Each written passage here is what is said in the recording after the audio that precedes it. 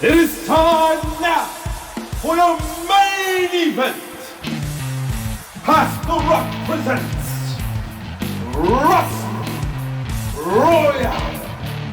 And introducing your host from the Dallas-Fort Worth area. Introducing first your producer, Patrick. And last, the hater in chief, Ceez. Now ring the bell and start the show. This is Past the Rock. All right, everybody, welcome back to the second edition of Wrestling Royale, brought to you by Pass the Rock. It's going to be a big one. This is technically a part one of two, as we are covering WrestleMania. We're going to try to have this out before night two starts, but good luck finishing it before night two starts. Whatever, you can just watch it all afterwards. Right. I'm going to be like I've decided just now that I'm going to be like Paul Heyman to your Roman Reigns, and I'm just going to be like pretending I'm in love with you the entire time when you're being introduced. My hype man and all that. Oh, God. I love Paul Heyman. He just knows how to be a great hype man for whoever he's paired with. He's really funny to watch ringside. But before we get into obviously that biggest of big matches that ended night one, we'll hit the undercard, quote unquote undercard. It seems like everything's a pretty big card, honestly, but I did want to ask you about something I heard about this week, which is the events leading up to WrestleMania and what that means for the city itself. We're in Philadelphia this year, city of brotherly love. And yeah, rabid. I had heard that pre-Vince McMahon, during Vince McMahon, there wasn't quite so much pomp and circumstance. That wasn't something that was already sponsored by the company itself. Go ahead and tell me a bit more about what's going on the week of WrestleMania. All right, so for everybody who is in the know, they know that WrestleMania weekend is the biggest weekend in all of professional wrestling, right? And it's not just WWE. It's all these smaller promotions. It's all these other acts that come to the city where WWE is hosting their event, right? Because they know that the wrestling atmosphere, the fever, the want for is there, right? You're having thousands upon thousands of people converging to the city, the host city, and they want wrestling, all right? And you're getting your diehards. These aren't just casuals. You are going to have casuals at WrestleMania. That's absolutely true. But this is the time of the year where they are absolutely outnumbered. Can't imagine casuals spending the money. I didn't see the cost for WrestleMania, but I know what the cost was for like the floor seats at a Tulsa SmackDown, and so I'm just assuming it's 10 times or more than that. So I'm glad you brought that up. A buddy of mine, Robert, he's a casual wrestling fan too. Like, he watches big events with myself and another friend of mine who maybe we'll throw on the show too, because he has a big love of wrestling, named Vincent. And he was like, "Man, how much were those seats?" And I'm like, high four figures, easy, high four figures. And he goes on StubHub to see what the resale's going for. And the resale for ringside or near ringside, right, we're talking in the 3,000 range. And that's probably being generous, because that you're purchasing day of, right? That's for somebody looking to unload their ticket. We did find actually one person had to settle for selling their shit for like $800. I was like, damn, whoever bought that ticket, steal, absolute steal for where you are being placed, where you're watching the show. But that's besides the point. This is a hardcore wrestling fans Disney World, right? This is their Super Bowl.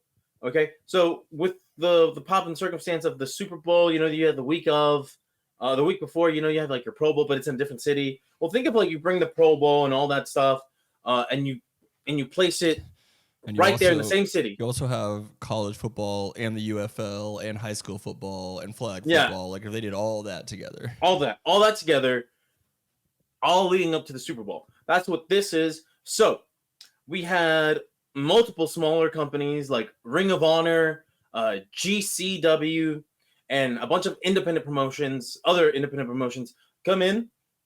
They're throwing their own events. They are taking advantage of the diehards that are there. They're putting on their own big events. This may not be their big event for the year for their prospective promotion. However, they understand. And it's the most eyes they're going to have on it for sure. Yeah, this is the most eyes. This is going to be one of their better gates. And what it means for the city, it just depends, right? If you are like a wrestling town, Philadelphia is considered a wrestling town. It's the home of the now defunct ECW, which you probably might have heard that name at some point throughout either the show last night or. Did that exist in like the Attitude Era? Yes. So without ECW, there is no Attitude Era. Okay. And what I mean by that is, and just to give you a very, very brief rundown of ECW's impact, ECW essentially brought all the things that the Attitude Era was known for. The hardcore violence, right, with the weapons, the bleeding, the more, I guess, vulgar language, like sexy women, dudes flipping each other off, all this attitude, if you will. Basically, everything that ECW was doing, WWE at the time now was WWF, adopted to their own product, right? And they ran with it, made a bunch of money. Yeah, I guess I wouldn't recognize the old WWF pre-Attitude Era then if they weren't doing all that, because that to me is what wrestling is. Yeah, pre-Attitude Era, pre-ECW, WWE was a rough product to watch. Nobody really wants to go back to see 1994, 1995 WWE because it's a bunch of plumbers, clowns, and like the gimmicks for the characters were all occupations. Like, oh, this guy is a tax accountant, an evil tax accountant, and then you had an evil clown, an evil shaman, and then it's like, oh, and then their counterparts are Hulk Hogan,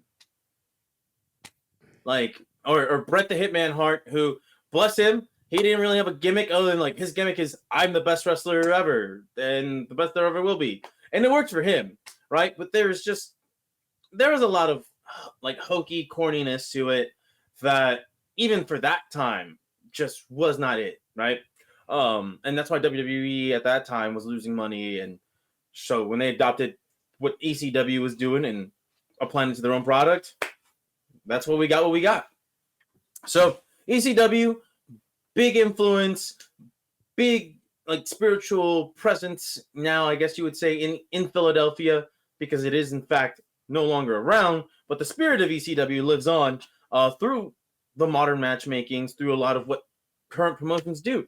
And the promotions that were there were throwing all these bunch of events. WWE had their own non-wrestling events going on. They had like a WWE's WrestleMania World, where basically they had like a giant superstore and a bunch of like interactive activities that fans could partake in.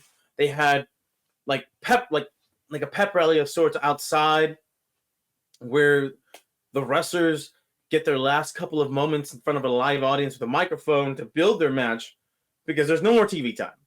There's no more building. There's no more story to tell to the lead up of WrestleMania, because WrestleMania is here. It's now. So you had a lot of great stuff that was happening around. A lot of international acts from Japan came over, and one of these days, Patrick, I'm going to show you the sick fucks that are Japanese pro wrestling women, because they are insane. I'm assuming Damage Control is like a diet version of that. Some of the Kabuki sisters or whatever. Kabuki Warriors? Yeah, it's very diet. So, for example, there was an event called like Spring Break JJPW 28 or something. It was an event thrown by by a small promotion named GCW, I believe. For all the hardcore fans that may see this and think, you got that wrong. Apologies. I'm still learning about certain smaller promotions. Joey But- Janela's Spring Break. Yes. So there was a match it was a mixed tag match, right? There's a girl, a female wrestler by the name of Maki Ito. Her whole shtick in Japan is she's the cutest in the world. She's an idol of sorts. And there's a guy named Dan Hewson. She looks like she'd be in Baby Metal. Yes, that's kind of the gimmick. So there's a wrestler by the name of Dan Hewson. He's like a silent dude who does curses on people, right? This sick fuck of a woman bleeds in the match. They cut her open. It ends with like Dan Hewson putting like a bunch of fake teeth in her mouth. But her team wins. I didn't watch the whole match, but I just saw clips here and there. But this sick fuck looks at the camera, Maki Ito, grabs one of his teeth, and just starts chewing on it. And I'm like, you insane woman. I need to watch you wrestle more. She also wrestled a guy who here in the States is like, this is in term of endearment.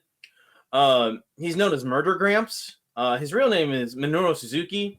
He's like a guy, he's almost in his 60s at this point. He's been wrestling forever. He's one of the stiffest, most brutal, sick fuck wrestlers out there. And some of his matches can get uncomfortable to watch because he's just laying into them. But a lot of people kind of take it as like a badge of honor and be like, oh man, Minoru Suzuki knocked me the fuck out. I'm honored. It's like the wrestling equivalent of being parodied by Weird Al. Yes, if like being parodied by Weird Al brought you physical pain. Well, I think it might for some of them, but For some, maybe. But yeah, there's just a lot going on, and wrestling Twitter explodes during this time. Back when I went to WrestleMania 32, I believe. is that Dallas? It was the first one ever held at Jerry World. And there wasn't, at least for me, right, at the time, I didn't see like a bunch going on, right? Because this was when WrestleMania was a one-day event. You had your NXT premium live event, back then known as like NXT Takeover. So you'd have your Takeover event on the Saturday, and then you would have WrestleMania on Sunday. And that was about it. Like there might have been some small promotions who take advantage of it, but there wasn't.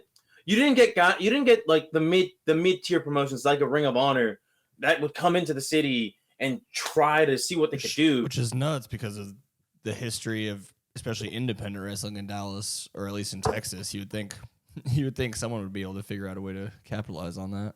Yeah, now I could be mistaken, and maybe I just wasn't looking hard enough. But at the time, but here's the thing: you shouldn't have to look hard for wrestling during WrestleMania weekend in the host city, and that's what it's become now. It's hey, there's an event here, there's an event there. There's only so many places you can go to. I remember sending you a clip the other day. They shut off a street in Philadelphia just to throw on a match. I was like, what the hell? I didn't do any investigative work to see if it was a promotion, if it's just a one-off thing. But that's the kind of thing you can expect in a hardcore wrestling town. Like if they ever do WrestleMania in Chicago, brother, that is going to be just as insane, if not more than Philadelphia, because Chicago is a huge wrestling city. Not to say that Philadelphia isn't, but we'll go into this in my notes for the night itself. The crowd wasn't as raucous as I had hoped it would be, at least for night one. And you got to wonder how much of that is Mike, how it's mic'd up and stuff. It was also like 50 degrees. Yeah, and I was gonna throw that. There's like a lot of like circumstances that could have explained that. But yeah, I should interrupt you real quick just to say that one you went to in Dallas was the last one Vince McMahon was in charge of. He was in charge of the other one as well, or not in charge, but he was the 2020. Yeah, so 38, he was still a part of the company. This would be, at least on Wikipedia, it says the last WrestleMania to take place under his creative control. Yeah, so creative control which was to definitely me not. means he's the head booker. He was still keeping everyone out. Yeah, so he was the head booker. The guy that essentially picked what matches were going to go on and who gets to win and all that good stuff. But he was still part of the company in some aspect during that time. Now, this was the first WrestleMania ever with zero McMahon involvement of any kind, which is a big Gonna thing. be good. I think that's gonna be good for the sport moving forward. For all the Absolutely. good things he might have done for it, it's time to. All the good things that he's done for the product is over. Yeah, and absolutely. Even though they were definitely forcefully taken away from him, rightfully so. But yeah, that's pretty much covers like what happened during WrestleMania weekend. Like, here's the thing: the week before and the week of WrestleMania, it's such a boon for smaller promotions. I mean, hell, even AEW I think was doing something in Philadelphia like on Wednesday. Yeah, like that's what the guy I was listening to talk about was saying. It was like pretty much if anything with even a semi involvement in wrestling was descending onto Philadelphia this week. Yeah, that's great. That's awesome. Yeah, that's good. And honestly, I don't know what it does for like the local economy. Not to get into that part because you know how people are like, oh, this new stadiums will bring like actual businesses, and I'm like, no, like will bring actual money to the local economy. It's like, no, brother, I don't think so. But this might, because you have genuinely hundreds of thousands of people booking hotels and going to local places, and they're keeping not just like these independent promotions in a good spot financially, but you know they might be helping out locally. Who knows? So WrestleMania does bring money. That's for sure. That is a gate that you want to be a part of in some form or fashion. Well, I appreciate you explaining some of that because I'm a very outside looking in on some of this, and that I heard very green, kind of a new thing. So I just want to check in on that before we actually touch on the night one, the real deal. I told you I did not watch the 2-hour kickoff. I don't know if there's anything. Nobody does. If there's anything good in that, if they play any like pre-recorded bits that like. Oh, they do play a lot of stuff, but. I mean, they do play like new content that you haven't seen yet. Okay. No, not typically. No. Really, the kickoff show is just kind of to give it an air of legitimacy. The way that you have like your NFL pregame shows and all that. Yeah. Your NBA, your NFL. Yeah, it's just give it that sense of like you're about to watch a real fight happen or a series of real fights happen. And that's one thing that they've been doing a lot of recently is incorporating things that you see in the productions of, professional sports like football, basketball, UFC, things like that. They're bringing it into their product. I mean, like during like a Monday Night Raw, Pat McAfee, who was a color commentator, which is really funny that Pat McAfee of all people is a fucking color commentator for wrestling. I've got thoughts. Trust me, I do too. He needs a lot of work in that regard. The energy is there, but Jesus, Pat. You're just too much sometimes. My first note on him, I just wrote Pat McAfee, kill me. Yeah. Although I will say, Pat McAfee has had some pretty good moments in wrestling. The ring, yeah. In the ring, yeah. The sick man jumped. He did a swanton bomb off the top of a cage. Look pretty that up. Cool. That's insane. And I don't think he knew that he was doing that. Like going in, like. I don't think like he went in there prepared like weeks ahead prepared for this. I think he just knew he was doing that day of. I could be mistaken. I was listening to his Pat McAfee show, the one that was all WWE like focused. I think it was the Friday show, and I think he might have mentioned something about he didn't know he was going to do a swanton bomb either in that match or something else. But either way, it's always hard to say because of the nature of this sports entertainment. How far? What's real? Where are you a character and where are you not? Especially someone like him who's not really in it. Like for real. Yeah, and that's the beauty. That's the beauty. That is what it's supposed to be, right? You want the bleeding in reality into your product, so the fans always keep guessing. Didn't they have like The Rock and Roman Reigns on some of the late night talk shows? Yes, they had it on watch any of those yet. Jimmy Fallon, I believe. ABC, that makes sense. No, Fallon would be NBC. Yeah, okay. Yeah, NBC and WWE Peacock, has a long history. There it is. Yeah, there's a long history there with NBC and WWE. And then I don't know if that's about to change with TKO signing new media deals or anything, but who knows? I mean, I know WWE will be moving Monday Night Raw to Netflix in 2025. But I believe that their SmackDown show, which is currently on Fox, like not like Fox News, but like regular Fox, not the political thing. Yeah, that one will be potentially moving to USA Network, which is still part of That's the NBC Peacock, right? umbrella. Yeah. Yeah. So there's that connection will probably still be there, even though I believe that's a big mistake because being on network television, that one's hard to pass up for the legitimacy of your product. That means a lot less than it did even 10 years ago. Now that all the kids don't even know what channels are, so I don't even necessarily think it's about for that demographic. I just think it's for like the demographic of their, or not demographic, but I think it's just for their stockholders. It's like, oh, you're on network television. This thing, professional wrestling, it's just so easily accessible to everybody. So that's the only thought on that. Just like I'd like to see the major pro sports do. I think just having a WWE app to watch everything would probably be the ultimate end game, but they might. I mean, they've had WWE Network. It just never that's what sold to Netflix, right? So that will right now all the content on WWE Network, the app has been switched over to Peacock in the US. Outside of the US, WWE Network app is still a thing. Here's the thing though. They never live streamed Raw or SmackDown on that because they had these television contracts. Yeah. So it's unfortunate, but it is what it is. But what were we going to before we got onto the main production here? So I appreciated that they used The Weeknd. I like him a lot. I like that song, Gasoline. Wish they would have used more than one song because I didn't need to hear that coming back from every single ad break. Dude, this is that kind of cheap. This is like this is like the fourth straight year that they've done The Weeknd for the WrestleMania theme. Okay.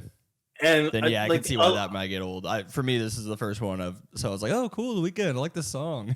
Yeah, no, it's like it works, right? But like at the same time, like man, this just doesn't feel wrestling to me. And that kind of leads me into the next thing, which was the Meek Mill intro, which I thought was a little meek. Oh, I didn't see that. I did. He did like the "We're in Philly" kind of hype thing. I was really hoping trying to be family friendly because, I mean, they kind of made it felt Little like Wayne be family friendly. So we'll get to that later. Yeah. So I thought that was a little weak, and to be fair, I don't know enough about rap. I didn't even know he was a Philly guy. So. Yeah, I was really hoping he'd do like Dreams and Nightmares as like the opening. He did like a talk, like a pre-recorded, like hype up, like when you're in Philly, if you can conquer Philly, then you've made it. That kind of thing. It was all right, but it was just kind of like, all right, Meek Mill. I've seen you go way harder on like a B side, so. He always goes way harder on his B sides. I'm guessing he didn't write whatever he was saying there. Probably not. The national anthem, I thought that was really good until the very end. She kind of did what everyone does and stylized the end. I was like, oh, I was so happy she got through it so quick. But she was great. Coco Jones, I don't know much about her. I am familiar with Coco Jones in that like I listen to that genre of music quite frequently, and so every once in a while, whenever I have like a random playlist going, her music will pop on every once in a while. So she's solid. I would assume she's from Philly also, since they use her, but I don't actually know that for sure. That was fine. It is weird though, and I thought it was weird when they did it in Dallas. And I know they do the national anthem for all major sporting events, but it doesn't seem to really fit the vibe of wrestling most of all. Yeah, no, it really doesn't. But which is funny considering you would consider most of the crowd to be super patriotic and all that. At least what the outside looks in at wrestling and NASCAR type fans to be. But it's just that's our national anthem's kind of a boring song, and maybe that's my problem with it. But yeah, whatever. That was fine. My next note, because then they introduced Triple H, and it's the first time I've ever seen him in a suit, and I was like, this is weird. All right. Yeah, when they introduced Triple H, I'm like, huh, what is he going to announce something? Because there's really no reason for him to come out. Well, he's the chief content officer, and this is content. And it's content, and then he's like, "Are you ready?" And then just dipped, and I'm like, none of that was necessary. But all right, continue. But I get it. I get why. But And this is he is supposed to be like the face, right, of the organization. he is the face of the company from an executive part. In terms of talent, that's going to be Well, we'll the see. people that we'll talk about at the end. Then we get our announcer intros, and I see Pat McAfee, and I'm mad. And then the very first thing he says is he tries to correct Michael Cole about something he said. I'm like, dude, just know your role. You're not here to host this. Oh, dude, He's just a bit much for, unless he is the main voice, he doesn't know how to be a side voice. It's tough, right? It's tough having to listen to him sometimes. Like I said earlier, I appreciate the energy because he's actually very enthusiastic. Very and much so like, matches and what you're going for there. I'd rather listen to him than listen to Rogan do UFC. I'll say that.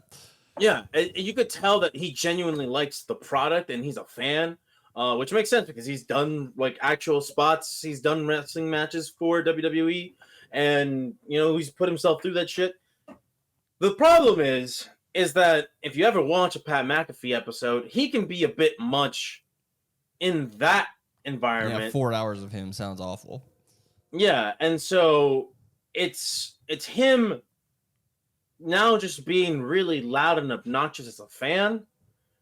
And Jesus, like here's my problem with Pat McAfee, the color commentator. And it's that he needs to dial himself back like 3 notches. And on top of that, I'm just used to the dynamic of our color commentator. Here's how your dynamic goes between your commentary team. You have your play-by-play guy, and he plays it straight. He goes for the good guys, right? He ups the good guys, he ups the faces, and he will disparage the heels, and they'll be against all these cowardly tactics. But you bring in Pat McAfee, and he will flip flop on any given. I was wondering any about given some of person. that too. I was like, who am I? Especially, and we'll get to the Mysterio fight later. But there's a lot of that in that fight where I was like, I don't even know what they want me to think about any of this right now. Yeah, that's my problem with Pat. It's like, okay, in one match he'll go for the heel. He's like, you shut your mouth, Michael Cole, when you're talking about this guy. And then the next match, there's another heel, and then this heel, he'll be like, oh, he's a bum. He's a bum. And I'm like, pick. My God, you need to be consistent because it just helps the dynamic a little bit better.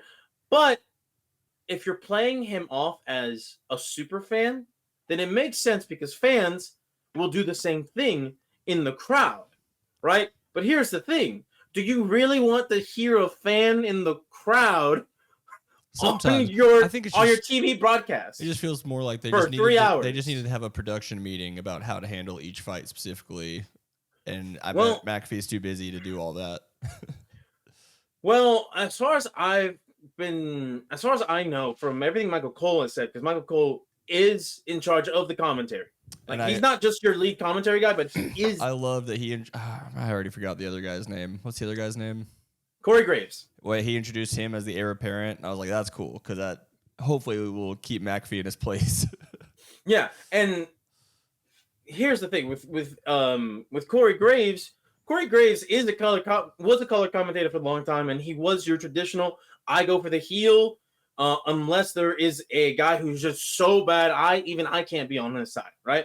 But now he's making the transition to play-by-play guy, and it was nice to see Corey Graves back in a more natural role.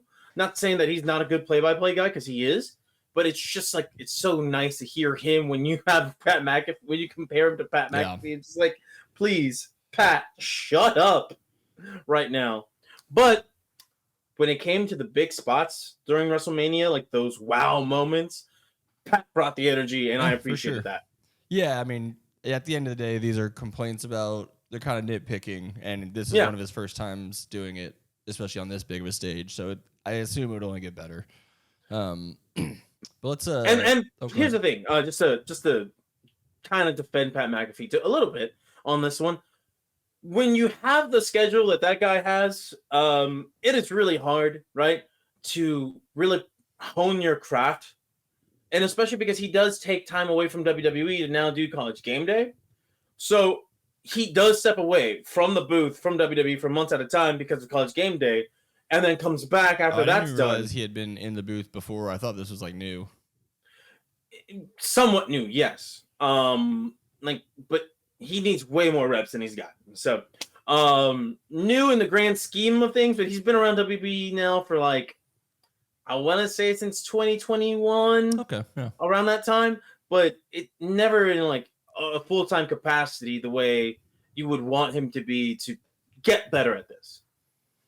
All right. Well, I'll lead us into our first match of the night, which I wrote down this note that later on I was like, this was a bad note because I didn't really understand. But I'll say it now so I can at least call myself out. I was kind of like, they introduced Samantha Irvin to do the introductions for the first fight, and I was kind of like, what is her role here? The ring announcer. Yeah, and then as the night went on, I was more and more like, she is fucking solid. She's awesome at this. So She's amazing, man. That is. It was just it caught me off guard at first just because I don't watch enough. But then, like I said, throughout the night, I was like, that was a bad point. She's really good. These are your, I think, just so the audience knows. So we're going through your notes, and then after that, I think we'll switch over to some of my notes. So I'm just kind of bouncing off of what you're throwing at me. I mean, if you have anything, from before fight one that you'd like to bring up now, that might be. No, go ahead. Because you're still talking about production stuff, right? I was getting ready. Those are my like pre-fight one production notes. That's all I had for that. And then I was ready to bounce into the fights unless you had something else. No, from the keep pre-fights. So fight one, we get Becky the Man Lynch versus Rhea Ripley. Rhea is the man, Becky Lynch. Yep. Yeah, and they're like, I thought it was weird the reading from her book bit because I didn't know anything about her. So like as an outsider, I was like, what the hell is this? And then once they started explaining that she's like a New York Times bestseller and these are from her book, it's like, okay, it makes a little more sense.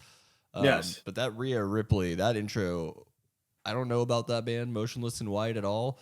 But that was a cool wrestling intro to have the live band there, to have her acting out with the lead singer. And here's the thing where I was going to get into that. Okay. And this is going to be one of my notes for production as a whole, right? So for WrestleMania, and this will tie into what you just said about Rhea Ripley's entrance. For WrestleMania, you want the giant pop and circumstance. You want every entrance to feel big and important and to really capture the eye because it's your biggest event. It's your swan song of the season, if you will, right? Your season finale of everything that you've done for the past calendar year. So you want all your wrestlers to have this eye-capturing entrances. And one of my notes for production as a whole, the majority of entrances at this year's WrestleMania didn't have the circumstance that, or like the pop and circumstance that I was hoping for, outside of a handful of ones. And my first note is, one of the first exceptions is Rhea Ripley, because Rhea Ripley had like you said, they had a live band performance, and a lot of live band performances in wrestling have not been really good. Typically, like there's just something about like either the vocals just don't sound right, the instrumentation doesn't sound right. I mean, every artist probably needs their own specific sound person doing things. So if you're trying to mix a lot of them in at once, I could see where you'd lose some stuff. But that one was solid. No, this one was solid, and she's creepy as hell. She does a good job of being creepy as hell. She's a goth mommy. She's a muscular goth woman. What can we say? She has a unique look that you don't see really anywhere else on that roster. Nobody else on that in the women's division has that look. You can't really find that outside of the indies. It was and even then, it's so natural. It was shades of Kane and Undertaker, but with some kind of weird like alien element to it also. Marilyn Manson probably is what you're thinking about. Or, I mean, we could say there's that one tag team group that has at least the corn masks that they're wearing. Oh man, Judgment Day, is that what they're called? Well, she is part of Judgment Day, but that's not the two that were fighting from Judgment Day in that big. Yeah, they all kind of have a similar set, but hers is like more natural. We'll get to my confusion on tag team matches later. Oh yeah, you're good. That's what I'm here for. But yeah, she had a great entrance. Becky Lynch's entrance was just. I'm like, all right. I was not hyped. That's why I was not she went hyped, out first, and so I was like, "Oh, this is not gonna be a great fight." And then they do the Rhea Ripley one, and I was like, "Okay, someone here has some production." So and we'll talk about the match because right now we're just going through production, right? Or do you want to Let's go get into the match? let's go into the match here while we're at it. All right. You tell me your thoughts on this, and then I'll go into what I felt about I thought it this was match. funny that the first like 4 moves they did where they were just like mirroring the same move the other one did to them, which kind of took me out of it just for a second because I was like, okay, you just did the exact same thing the person before you did to you. But watching it in general, Rhea Ripley is so effing strong. Like if that was just like a street fight, I think she wins that thing in about 10 seconds. Oh, absolutely. She is an absolute. She's She's a juggernaut. She's a juggernaut. She's awesome. Yeah, she's a physical freak of nature in the best way possible. I do think it's funny when they trade slaps back and forth. That's always a funny bit. I don't know why. It makes me laugh. And then there's a lot of and this happens. I don't think it really happened much until the final fight again of both people being mad, thinking they got the 3 count at one point. Yeah, and you got to sell that frustration. It's right? awesome. Yeah, they do. They like I said, both of them, great job. Their acting is awesome. I think. Yeah. So or whatever you want. Here's my notes for the match, and it's my first general notes, like first impression, because I feel like maybe I would like this match more if I watch it back. But here's the thing. This was the opening match, and it was built towards WrestleMania. As Becky Lynch wanted to have the opening match at WrestleMania. She's already had the main event years ago, and now she wanted to be the opener. Because if you're not going to go on last, you might as well go on first, right? That's like the idea. That's the mindset nowadays. To me, this was a solid match. But it wasn't the right one, in my opinion, to open the show. Because in my opinion, right, and there are going to be people that kill me over this, but in my opinion, your opening match for your biggest event should be something that is fast-paced, gets the crowd going, and you really are capturing that initial wave of energy that the crowd's going to come in with. Because here is the thing. Let's say they announced 72,000 plus people were in attendance, right? They announced 72,543. Right. So you could probably, in all seriousness, think about 10 to 12,000 people in the crowd were at NXT Stand and Deliver, probably, right? They were probably at NXT Stand and Deliver earlier in the day. So they've already been through about 3 hours of wrestling.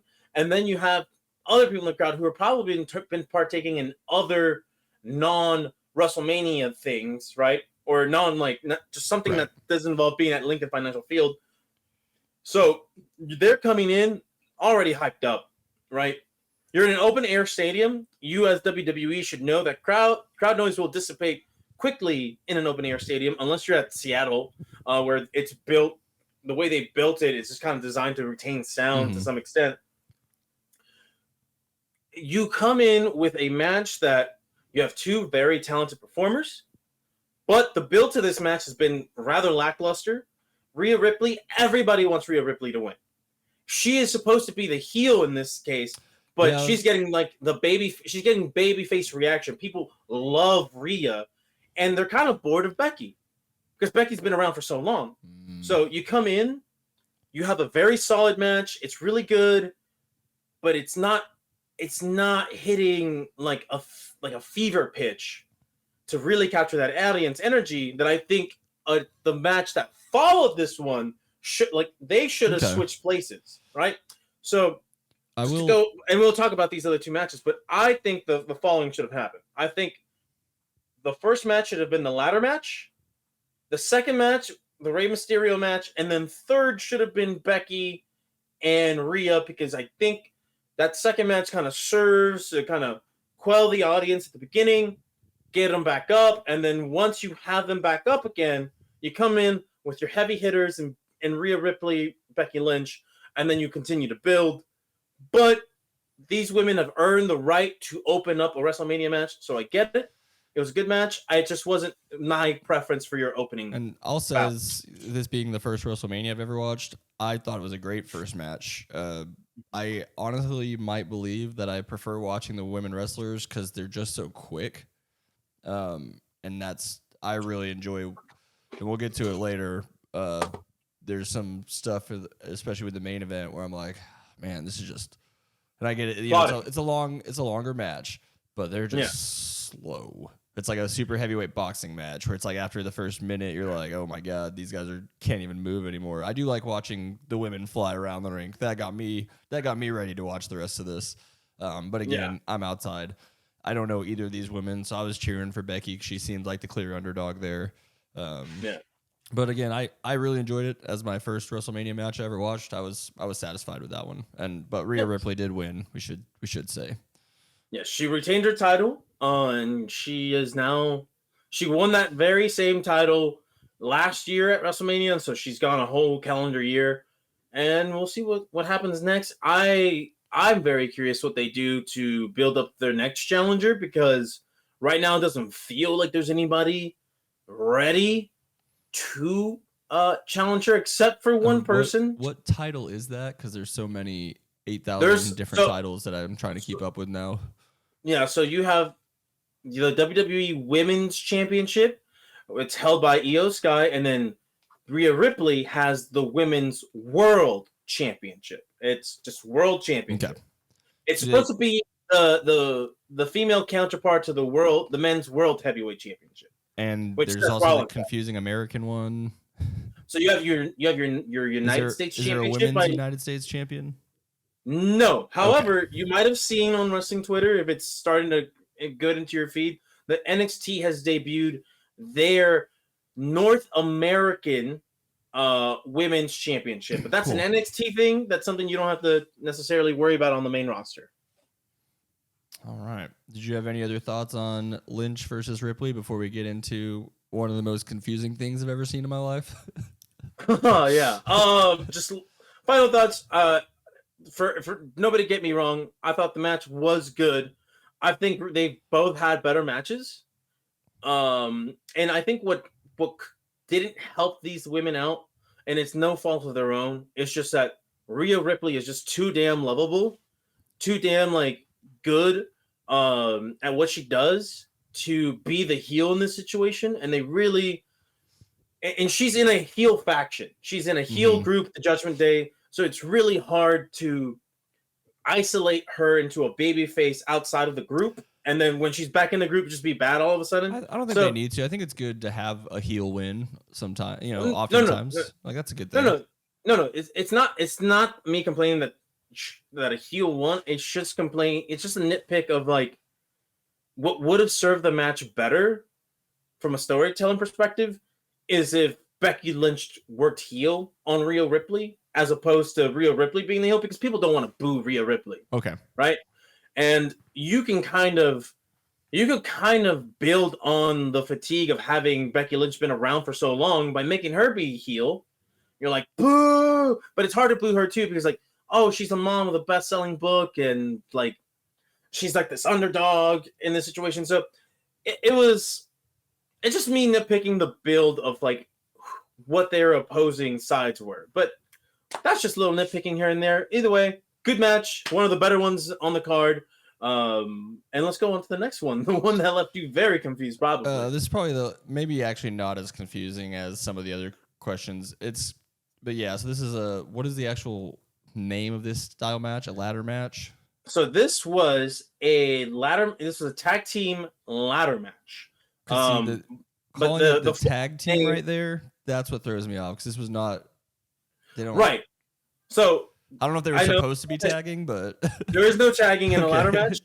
However, there was a tag in the match, but it was a comedy spot, right? Yeah. But the crowd ate that shit up. This is why I said this should have been the opening match, because this one had the crowd going really loud in some spots, and especially that tag with R-Truth. But we'll talk about it. I'll say the only reason I might disagree with you on that is because I thought the very first intro from DIY was one of the lamest things I've ever seen in my life. Okay, but see, that's the entrances. That's what I said. There's only a handful of entrances that were really good, and not one of these tag teams had an entrance that made me go yeah. I mean, yeah, that's probably fair. But it makes sense because you're introducing 6 teams. And it's also confusing because some of them have team names and some of them don't. You would think they'd come up with a team name just for at least that one fight or something, but I don't know. It just some tag teams there's just a natural team name, and some there's like, listen, they've been paired together, they've been forced to work together backstage, and you just don't really have a name for them, right? Like in this one, you had the New Day, you had DIY, right? Those are natural names. You have Awesome Truth, but then you Awesome Team. No, Awesome Truth. Okay, was their name. Yes, sir. And that's because Miz. The Miz, his whole thing is I'm the Miz and I'm awesome, and then Truth part of that comes from R-Truth, right? So yeah. And then there's the guy who lost to McAfee a long time ago. I liked his little Eagles bit Austin Theory on his jacket. That was cool. And we'll Austin see more Theory? of that throughout the night. I don't know what it said fly something fly. I couldn't read it fast enough, but okay, it might have just been Theory. It might have been Fly Theory Fly. Maybe, yeah. But I thought that was cool. Yeah, I liked that was the beginning of some Eagles Philadelphia type references, and I like that they do that. That's a good bit. You gotta pander when you can. I thought the Judgment Day team's intro, maybe just because it was compared to the other couple before it, I was like, now this is my kind of wrestling. Scary guy in a mask, heavy rock. Yeah, and they definitely had the best entrance of all the teams, but it makes sense because they're also your defending champions. So it makes sense to give them that like song is just sense cooler. of importance. That too. Was it Awesome Truth? Were they like trying to rap while they went down the stage? Yeah, so Ron the Truth Killings, that's the name of R-Truth, like that's his real name, like Ron Killings, R-Truth. His whole gimmick, prior to being WWE, he would rap, right? He would rap to the stage, he'd rap his own entrance song, his own music. It's not a terrible bit. I just didn't think it worked in this setting, at least. It didn't work for me, I should say. Yeah, no, people eat his shit up. So this is one of those ones where, like, yeah, if you've been around the WWE a long time, you love when R-Truth does this, and it's funny that the Miz partakes in it because he's just so cheesy. So it's one of those things that's so bad it's good. Now let me look at my notes here because this might have been something that happened later, and I was thinking it happened here. Was this the one where they like didn't play someone's intro at the right time? I don't believe that was the even case. The commentators commented on it. New Catch Republic, were they in this fight? Yes, New Catch Republic. Yeah, so they came out and they still had the Awesome Truth stuff playing in the background behind them, and even the announcers were like, "Oh, I guess these guys don't have a song this time," and then all of a sudden it kicks off. Yeah, and that's some timing issues definitely from the production sense, but I didn't see that part just because I wasn't paying attention to their entrance because I'm like, yeah, they're not winning. Yeah, and I was hyper focused on a lot of stuff, trying to make sure I caught as much as I could here, and I thought that was one of the few really small things that caught me. I thought it was mostly the reason I wrote it down was because the announcers actually brought it up like while it was happening, and I would have thought they'd ignore that kind of thing. But yeah.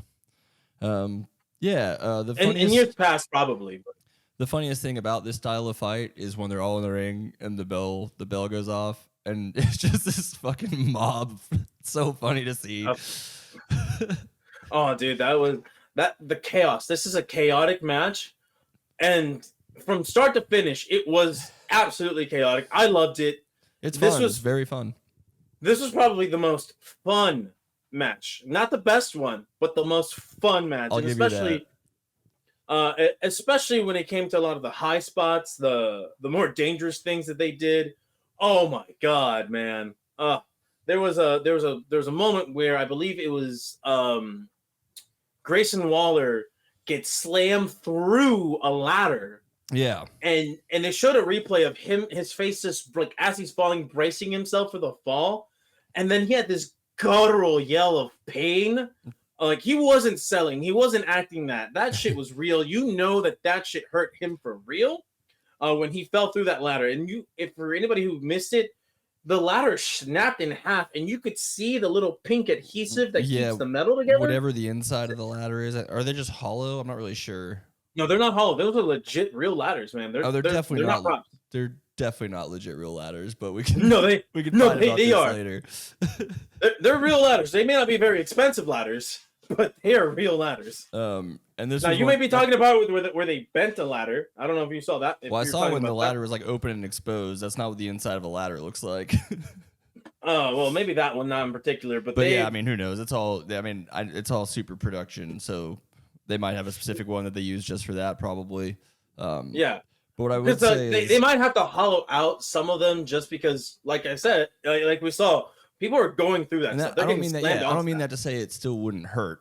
I just mean like if it's a solid ladder, then there's gonna be a lot more injury going on.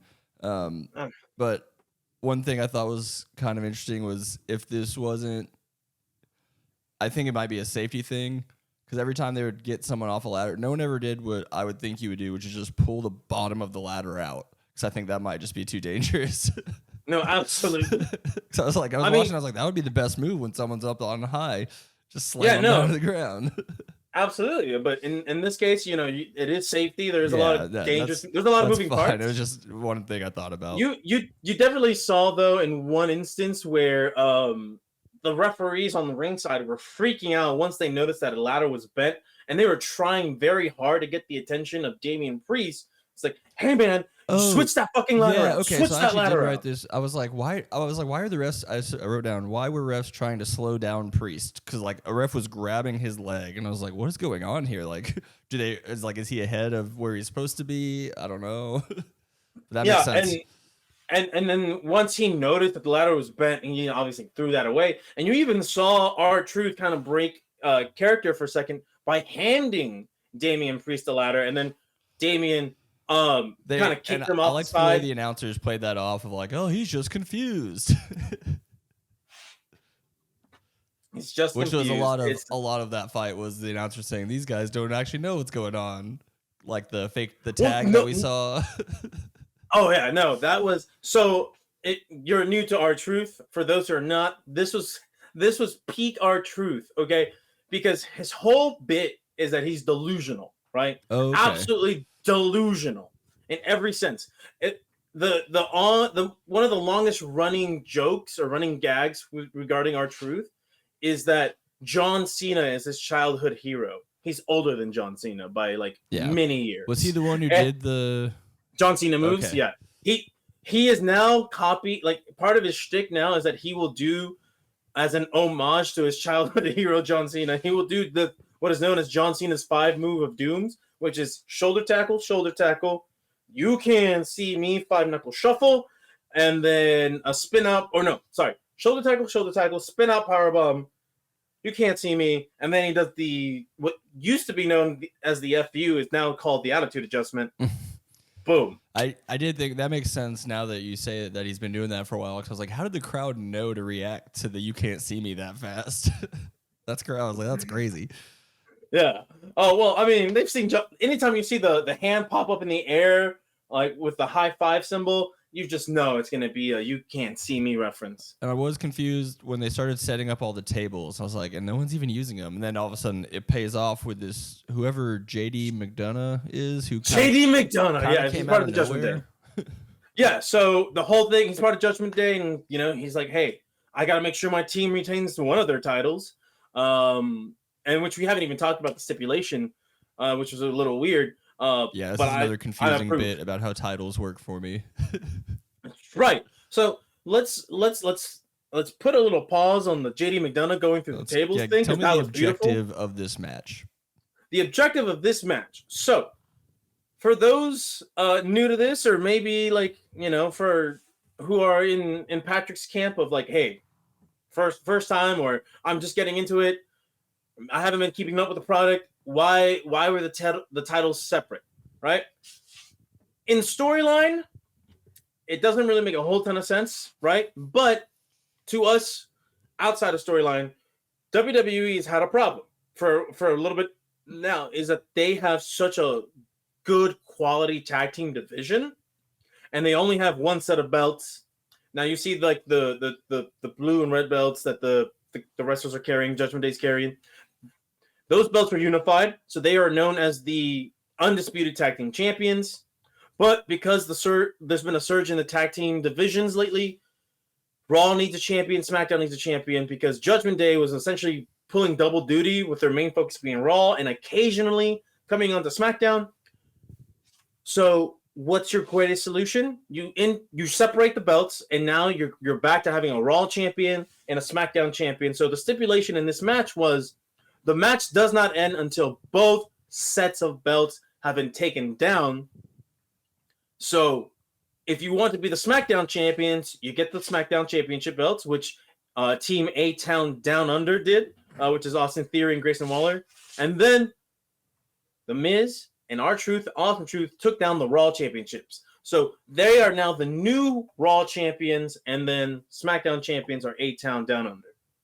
And you've now fixed your problem of having you now have fixed your problem of like we have too many teams and not enough belts. Well, now you have enough belts for all the teams. And so then every year at WrestleMania, they can pretty much try to, yeah, depending on how things set up, they might be able to unify them at WrestleMania. Yeah, especially like they'll probably be able to do that every 5-10 years or something. Because every once in a while the belts do get unified and then they get split up again. So yeah. I lost you there for a second. Yeah. No, that, like I said, it is entertaining as hell. There's a lot going on. It's tough to actually keep up with to some extent. Yeah, I mean, if you're in the crowd, it's impossible to really focus in on one particular thing. But that's the beauty of just watching it at home on a live stream. It's like, let's just let the camera do the work for us. Just you show me which team I need to be paying attention to. And having the announcers really helps. Oh yes. And of course, in these matches, of course, you know, you're gonna have people laying down on the side of the ring a lot. Yeah. It is basically funny to watch guys casually roll themselves off whenever they're down. Yeah, and of course, because like there's just so many moving parts, everybody needs to get their spot, their moment in, and we saw that. Like one of my favorite spots in that match, besides the falling through the ladder and the table spot with JD McDonough. You had Tyler Bate, who is known as the big strong boy because he is 5'7" and he is just fucking absolutely ridiculously strong for a guy his size. He got Finn Balor up. Finn Balor was holding the ladder and he just spun him around like a little helicopter. I was like, how heavy are these ladders, or is he like playing it to make it? Because I mean, obviously he's got another guy on him too, but I also didn't realize he was 5'7", so that makes a big difference. Trying to get the momentum of something that wide to spin around like that. But that was that was really cool to see. That's a cool spot, and he is freakishly strong. You look up some Tyler Bate airplane spin highlights on YouTube just to see he lifts up some very heavy men, and it's just impressive. Yeah, but that was a great spot. Honestly, going into this match, it was really difficult to know like who was going to win because you usually have a sense of like who's most likely to win a match at WrestleMania, even if they surprise you, right? But when you have this kind of a match where there wasn't a big time storyline going in, there was one storyline going in, and it was R-Truth got kicked out of the Judgment Day, even though he was never officially part of Judgment Day. Again, this is adding to his whole delusional bit. He deluded himself into thinking he was part of Judgment Day. So then they had to kick him out. So then they had to physically kick him out multiple times until he got the picture. And Miz comes back, and they were a tag team back in 2011. And they're like, we got to be champions. We were never champions. So there was that storyline. But for the SmackDown Championships, there really was nothing there. I was shocked a little bit by Austin Theory and Grayson Waller winning because they've just been getting their ass kicked for months now as a group and kind of serving as the lackeys for Logan Paul. So seeing them win, I'm like, okay, not what I expected, but also it makes sense to me that if they're part of Logan Paul's tree, the WWE wants to do anything they can to keep pushing him forward. So having some quote unquote legitimacy to his boys would probably be a good idea. Definitely. And that makes me believe that tonight Logan Paul will walk away United States champion, which honestly, right call. Confusing. It's the right call. Again, confusing because there's all these better wrestlers out there. So that's why I get confused. Like, what is the U.S. champion versus like another? Well, like what title does Roman Reigns currently hold?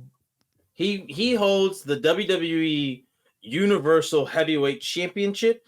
Now, this belt might, if Cody Rhodes wins this belt, it may just become the WWE Heavyweight Championship, right? And then you have the World Heavyweight Champion. You have a distinction, right? One is you are representing the lineage of WWE's championship belt, and then the one that Seth Rollins has, the lineage of that one, the big gold belt, as it's like lovingly known by a lot of hardcore wrestling fans, that one has its own lineage away from WWE, prior to WWE. So you now have two recognized heavyweight champions in your company. So then, With the United States Championship fits in, yeah. Yeah, so the United States Championship and the Intercontinental Championship, these are belts meant to be kind of like, all right, you're not in the main event picture, main event being the heavyweight championship picture. You want a title for your wrestlers to chase after. And the more you get these legitimate guys like Randy Orton and Kevin Owens chasing after a belt like the United States Championship that's held by Logan Paul, you give legitimacy to a guy like Logan Paul, who's not a full-time wrestler, but is very talented for what he is asked to do. And, of course, the other belt as well for the Intercontinental belt. But just to stay focused on the U.S. belt, the U.S. belt has a rich history of being like a mid-card title. So got it. Okay, so it's pretty much like calling it a lightweight, even though that's because they're not actually doing it by weight. Yeah, it's not by weight class. It's just like it's just its own division. Think of it as its own, having its own division in WWE. Like winning the in-season tournament. I don't know. With more prestige. Significantly more prestige. Yeah, it's been around longer. Probably not a good comp for it in most sports. I would think of it like this. Like you have your in UEFA, right? You have like your Champions League, right? But then because you get all these clubs from different leagues fighting for one prize, right? Well, these leagues have their own big prize, right? Think of it like that. Like your heavyweight championship and your WWE championship, that's your Champions League, and then your Intercontinental and US, those are their own things as well. So that's like your Premier Cup or your English Premier Cup type thing. Well, we did see Awesome Truth and Waller Theory walk away with separate belts there. And I think those were the right calls to make. Judgment Day looks like they're going to be on the verge of disbanding soon. If it plays out the way that I think it should play out, but that's a thought to expound upon on another episode. We're gonna stay focused on WrestleMania. Well, then any final thoughts that you have on this match? Not really. Like I said, it was wild. It was entertaining, but especially having no context going in or anything, it is confusing as hell. Yeah, the story to the build up to this one was lackluster, to say the least, as an overall whole, like holistic picture of the thing. But the end result was just so much fun. So to me, it's like, all right, this was a fun match. It didn't need to be anything more than what it was, and I'm happy for it. This was one of my this is near my top 3 favorite. This is definitely my top 3 favorite matches of the night. Interesting. Well, I guess that'll move us into what was part 2 for me, because I watched this thing in 3 parts, which I called the Mysterio Family Feud, but it might have had a more official title than that. No, this is essentially just picking up where they left off last year's WrestleMania. Very first thing I wrote was Dom Mysterio needs a new hairstylist. The mullet? It's like not even like a real mullet though. It's weird. Listen, it's what's in with young Latinos right now. So it is what it is. It's just that's just like the haircut, I guess. Except his is much longer. But a lot of people say it's an homage to early Eddie Guerrero haircut, Eddie. So because there is a history between the Mysterios and Eddie Guerrero. So and with Dominic being an absolute shithead, is his character. He's like a deadbeat son. He's like calling Rey Mysterio deadbeat father, which you probably heard a lot on commentary. Yeah, so that was this is where we get into that what we were mentioning earlier with I don't know if McAfee was which role he was trying to play in all this, because it was like they just kept saying stuff like, "Oh, he beat his son," and it's like, well, what do you mean he beat his son? Like I don't know. So last year's WrestleMania, Rey and Dominic had a match. And Rey Mysterio did actually bring a belt and whipped his son's ass with that belt. But the whole the whole story behind this is that Dominic betrayed Rey Mysterio, right? He joined up with Judgment Day and then started calling Rey Mysterio deadbeat father. And Rey would not, for the longest time, lay a hand on his son. He's like, I refuse to fight my son. I refuse to fight my son. And until finally Dominic broke Rey Mysterio, forced him to fight him. And Rey Mysterio in last year's WrestleMania beat Dominic. So now you go this year, and Rey Mysterio has his own group called the LWO, Latino World Order. They had a sort of infight where now you have Santos Escobar, who's part of the last night's match with Dom. He betrays Rey Mysterio because he feels Rey Mysterio took a spot away from him in the United States Championship picture. Okay. Right? So he injures Rey. Rey comes back.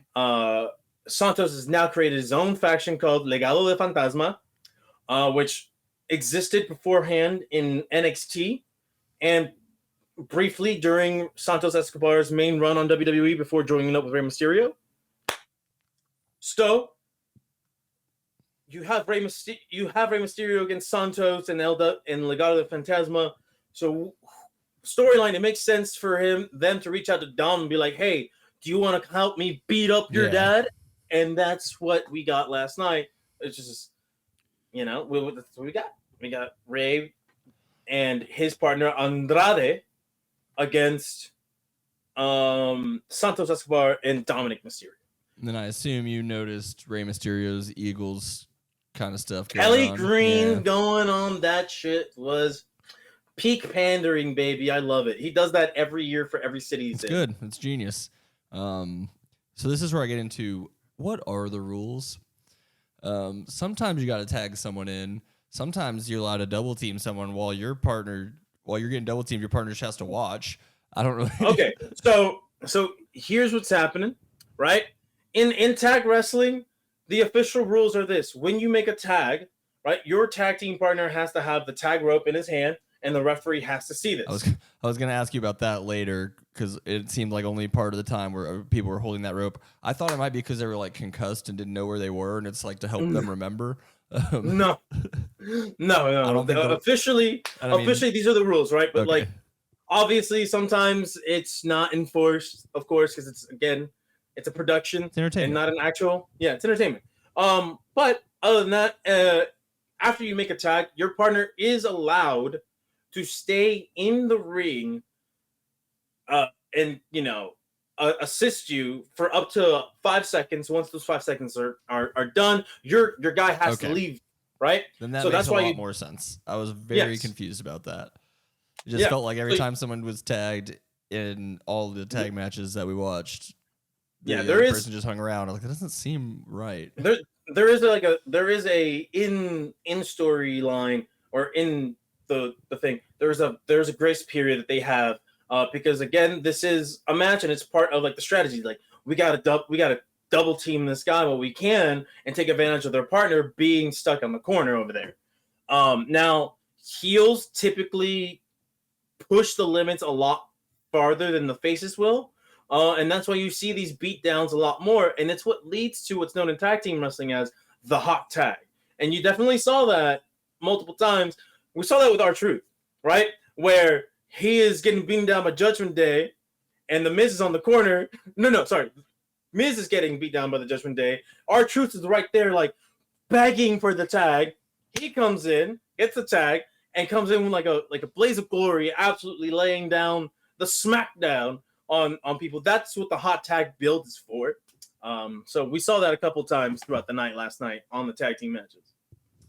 That makes a lot more sense.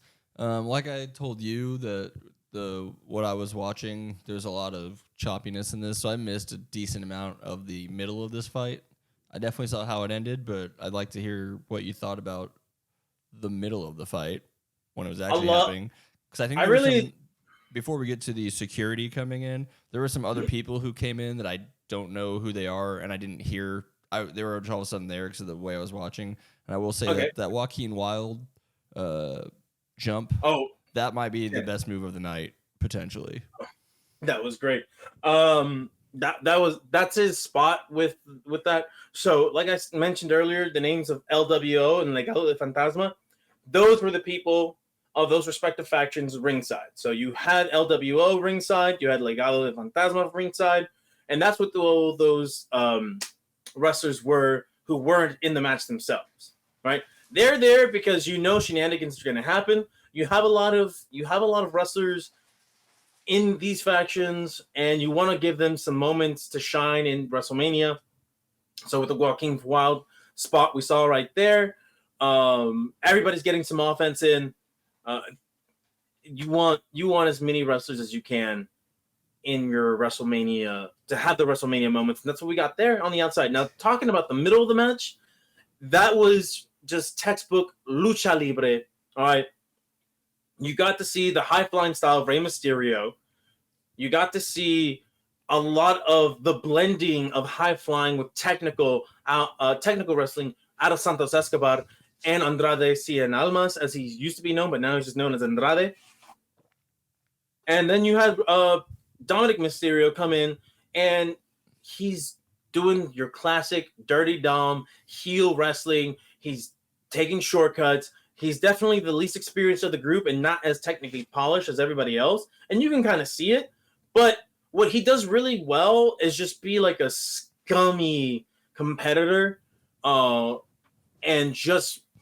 you just do not want to see him succeed. And he does that so well. So his character work's really good. So he brought the character work, whereas the other three men, they brought in a lot of the high impact moves, a lot of these moments that wow you.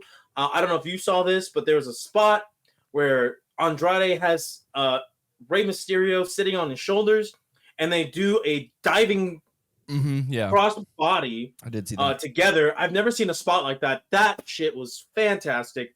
And then one thing that I personally really enjoy about Santos and Andrade, they have a very similar skill set, if you will, or wrestling style, but it does not clash. It actually works pretty well. And what I really loved was seeing the explosiveness of Andrade Cien Almas. So one thing that I love that he does, he has these running knees to somebody who's seated in the corner, and every time, whether it's the camera work or whether it's the genuine velocity in which he hits his opponent or hits that corner, it just looks brutal every time, and I loved it. So as far as the middle action is concerned, this is great. If you told me, hey, like say I'm Triple H, right? And you're like, hey, we want to put on the Luchadors as the first match, I would have been like, yeah, because this is definitely going to get the crowd going, because it did at some spots. And we saw the end was a little weird. We saw the one guy try to take off Rey Mysterio's mask, and that was cool. Yes, in Lucha Libre, that is the most disrespectful thing you can do. I always thought that was the point. That was how you won, was taking off someone's mask. So you do that. Not really. There is some matches that have that stipulation, but usually in Lucha Libre, if you do what's called a lucha de apuestas, or like a wrestling match with stakes on the line, and it's mask for mask, the mask comes off after you've been either pinned or submitted. Okay. Not generally in the match itself. Okay. Although there are matches where whoever demasks the other person, that is the winner, but it's not something I see often. Fair enough. Yeah, that's just that's how I'd always thought that would work, but because I've never seen one, so I don't know. Yeah. But yeah, do we get to the end and what was probably maybe your favorite moment of the night? Oh, dude. Not my favorite moment of the night, but I loved it nonetheless, because it's again, you're pandering to the city of Philadelphia, and so the ending wasn't as like this explosive thing that I was hoping for, right? Because it kind of devolved. So the action devolves ringside. The heels are about to. So Santos Escobar has Rey Mysterio hanging on from the ropes, and he makes a call to Dom's like, bash his brains in with a chair, right? Yeah. And you're like, all right, this is gonna be kind of a slower finish to the match. It's like, it's whatever. The heels win. Makes sense. If you're gonna give Dom, you want to give Dom his like a win over his dad. Like, all right, cool. Santos Escobar makes that happen. Dom goes, picks up the chair, and then out of nowhere, these two gigantic men in like eagle green masks, wearing just black shirts and jeans, and one guy has Tim's, right? Yeah. one guy takes the chair away from Dominic Mysterio, and the other one throws Dom into the ring post, and then throws him back into the ring. I think he threw him back in the ring. Either way, he disposes of Dom, and then Rey Mysterio. I think we got a double pin. So yeah, and then Rey Mysterio does what Rey Mysterio does, and he hits his 619. And then Andrade Cien Almas hits his finishing maneuver, and both men essentially stand tall in victory. And then up come these giant men. One clears the ring ropes in a single jump. Very freak athleticism, especially when you consider what he's been through in his life, all the wear and tear. They demask, and who is it but none other than some of my favorite players and on my favorite team, Jason Kelsey and Lane Johnson, baby. And I want to say something before I go into that. All right, before I go into that, these men. Obviously, we know football players are huge, but so are professional wrestlers. But they made the wrestlers in that ring look tiny. Yeah, most of your wrestlers aren't lineman height. Yeah, and even Jason Kelsey, who's only like 6'2", he looked gigantic. And then Lane Johnson's, I believe, 6'6". So these guys just dwarfed the wrestlers in the ring, who are pretty jacked themselves, but they look so small. And it's also, you got farm body versus wrestler body, which is a little different thing. Wrestler body is like, it's bulky. Wrestler body's it's bulky, but it's still, well, most nowadays, at least the guys at WrestleMania, they're bulky and cut, whereas these football players have guts. Yeah, but even their guts didn't look like guts. You know what I mean? Like, there were some moments where, like the Jimmy and Jey Uso match, whenever they like closed in on them, you could tell these guys don't necessarily have abs. They're big dudes, right? But they don't have abs. You looked at Lane Johnson, you're like, man, he probably, if like this was summertime, he definitely have abs. And Jason Kelsey, I'm like, I'm sure he's going to have abs after he retired, like as his retirement goes, because he's trying to cut weight to 250 because he doesn't want to be at his playing weight. Yeah, we'll just see if he wants to put in the work to have abs, because that's a lot of work when you're old. Yeah, and 36, but like him clearing that jump I was like, oh my god, this guy's I forget how athletic he really is, and it's impressive. You had warned us that those guys made an appearance, but I didn't know you were smart enough not to let us know when it was. So that jacked me up when I saw him too. Yeah, they took when they took the mask. I knew who they were, basically, probably because you had told me when I saw it. I was like, these are obviously not WWE guys. No, and here's the thing: when I saw that shit play live, I didn't know who they were. I was like, who the fuck are these guys? Like, because I was trying to go through my mental Rolodex of like, is WWE debuting a new tag team? Did they just sign somebody? Like, I haven't seen anything. And then they take the mask off, and I'm like, oh shit! It's their semi-yearly like WrestleMania tradition of like having a football player come in and interfere in a match. They've had that with Rob Gronkowski. I believe George Kittle did something once, and now you have this. He got booed in the crowd. No, rightfully so. Nobody cares that you're a giant wrestling fan, George Kittle. Your team sucks, and we hate you. Or we hate your team. But yeah, no, I enjoyed that little surprise. This was a fun match. We should probably mention what Dom was wearing, because the announcers mentioned it, and I wouldn't have caught it if they didn't. I guess his top was supposed to be like an homage to someone that Rey Mysterio used to fight against a bunch. Yes, but I was caught off guard. Like, I have to look that up, man. Okay. Honestly, I didn't. They said that, and I was like, oh, it's kind of cool. That's a good idea, but I would never have caught it because I haven't really watched a whole lot of Rey Mysterio in my life. Yeah, like I said, dude, that could have been anybody, because I'm like, yeah, he's had multiple rivals throughout the years, so I'm not sure who it was an homage to. Like, was it an homage? Because so Rey Mysterio was a part of ECW, and he had a guy who he wrestled named Psychosis, was his big like rival in that time. Maybe that's who it was, but other than that, I'm not sure. Yeah, I'm not sure. I'm not even seeing anything when I look it up that even looks anything similar to what that shirt was. But no. Oh well. I just thought that was an interesting thing that the that the announcers, again, as someone who doesn't know what's going on, when the announcers brought that up, I was like, oh, kind of cool. Yeah, I wasn't sure who it was, and who knows? I was actually surprised by the end of the match, though. Besides the Eagles, just who won. I didn't expect. I expected, and I think a lot of people expected, who've been following the product, they expected Rey Mysterio to essentially get beat down 3-on-1. Like Andrade was aligned with the other team for a little bit because he's making his return, and he's been a heel for the majority of his run in wrestling. Like he's just a natural heel because you look at him and you're like, there's no way this guy's a babyface. And the fact that he wasn't turned on in this one, nobody betrayed him. I was like, shit. Okay, that's weird. I guess I should ask, when they were talking about Dom Mysterio had police called on him getting kicked out of the house on Thanksgiving, I'm guessing that was a segment. Yeah, that was a segment. That wasn't like real life. Okay. No, that was a segment like a year ago. It was pretty good. That's fine. I was just sitting there like, I actually genuinely don't know if this is something that really happened or. Yeah. So in storyline, him and Rhea Ripley go to the Mysterio household for Thanksgiving, essentially ruin Thanksgiving, and force Angie Mysterio, which is his mom, to call the police. And Dom goes to the county jail overnight. But him being a heel and being a good heel at that, sells it as if he went to prison. He's an incredible heel, yes.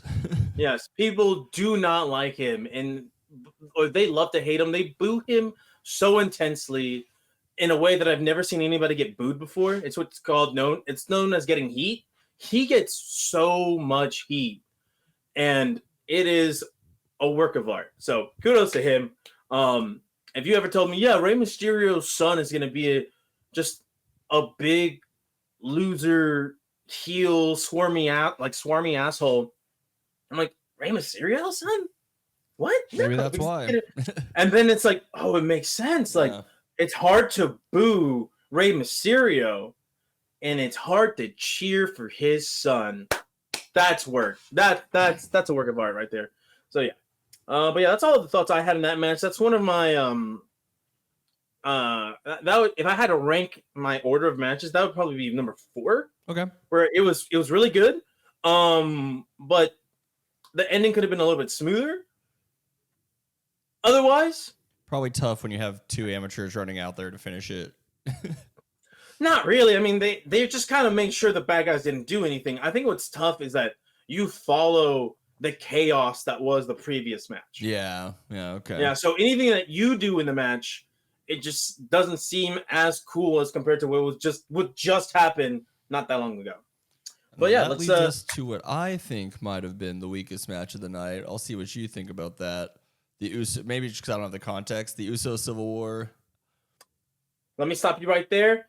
I have it written down on my notes. One absolute dud. Okay, good. Stinker of a match, Jimmy versus Jey Uso. It was so obvious. Like, and oh my god, it was so bad. A lot of people who watch wrestling can probably tell you what's going to happen even before a fight starts, or like how it'll at least finish. But me watching, it's like, okay, they let Jimmy do too much good too early, so he's probably not going to win. And then it was like, he does we got the ultimate heel turn in the middle of that fight. Not a turn, but the ultimate heel move. Oh yeah, faking sympathy and like begging for forgiveness. This match, let me just go into this. Let me just get into this. So one thing that you'll see throughout wrestling Twitter is that this was like a story-driven match, right? So it didn't really matter about the action. The action matters. The action matters because how can you pay off a story if the action inside doesn't at least kind of quell your satisfaction to some extent? These guys, Jey Uso has proven that he is a very good singles wrestler, despite having pretty much the weakest moveset you've ever seen, because it's just super kick, punch, splash, spear. That's it. I don't think there was anything specific in that fight that I was like, that's a move. And the thing is, the Usos, essentially, because they've been a tag team their entire life, and they've talked on interviews how kids. They are Rikishi's sons, yes. And they've talked their entire lives about wanting to wrestle each other at WrestleMania. Here's the thing: they had no chemistry as opponents. They have great chemistry as tag team partners because it's like, yeah, you grew up in the same household, you've been tag team partners your entire lives. Jey Uso has been out of the tag team for a while, and even when he was in the tag team, he was doing singles matches, he was getting the reps, he was learning what it means to be a singles wrestler. Jimmy, not so much. Jimmy's really great tag team wrestler, he's really good on the mic, but he's been, like, the single matches that he gets, he's really just fodder for whoever he is up against, where Jey is like legitimately presented as a legit threat to whoever he is facing against. And you saw it in this presentation, right? They give him the Lil Wayne intro. You see the crowd absolutely. I know it was not good. I couldn't remember when that was gonna happen because I just wrote down Lil Wayne seems unnecessary, but maybe there's a history there. No, it just Jey Uso likes hip hop. That's it. There's like no connection to Philly. No connection to Philly whatsoever. I don't remember Lil Wayne saying yeet a whole lot. Never.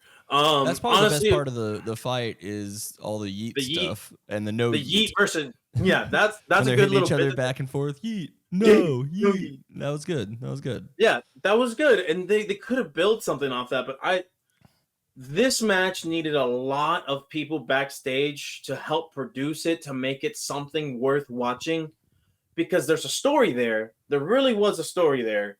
They dropped the ball real hard because it's two guys essentially hitting each other with the same moves, each other's moves, because that's what they. As an outsider looking in, probably the two weakest characters of the night. And that's a real sad thing to say, because Jey Uso, like, man, he has the crowd in the palm of his hand. Like, if you saw during the match, the entire crowd lit up for his entrance. They're all doing the like, the crowd loves him. However, he just did not have the right dance partner. It's a shame that it was his brother. It absolutely matters. I guess maybe they thought because it's his brother that'll carry more weight and make you care. But what this match needed was a stipulation.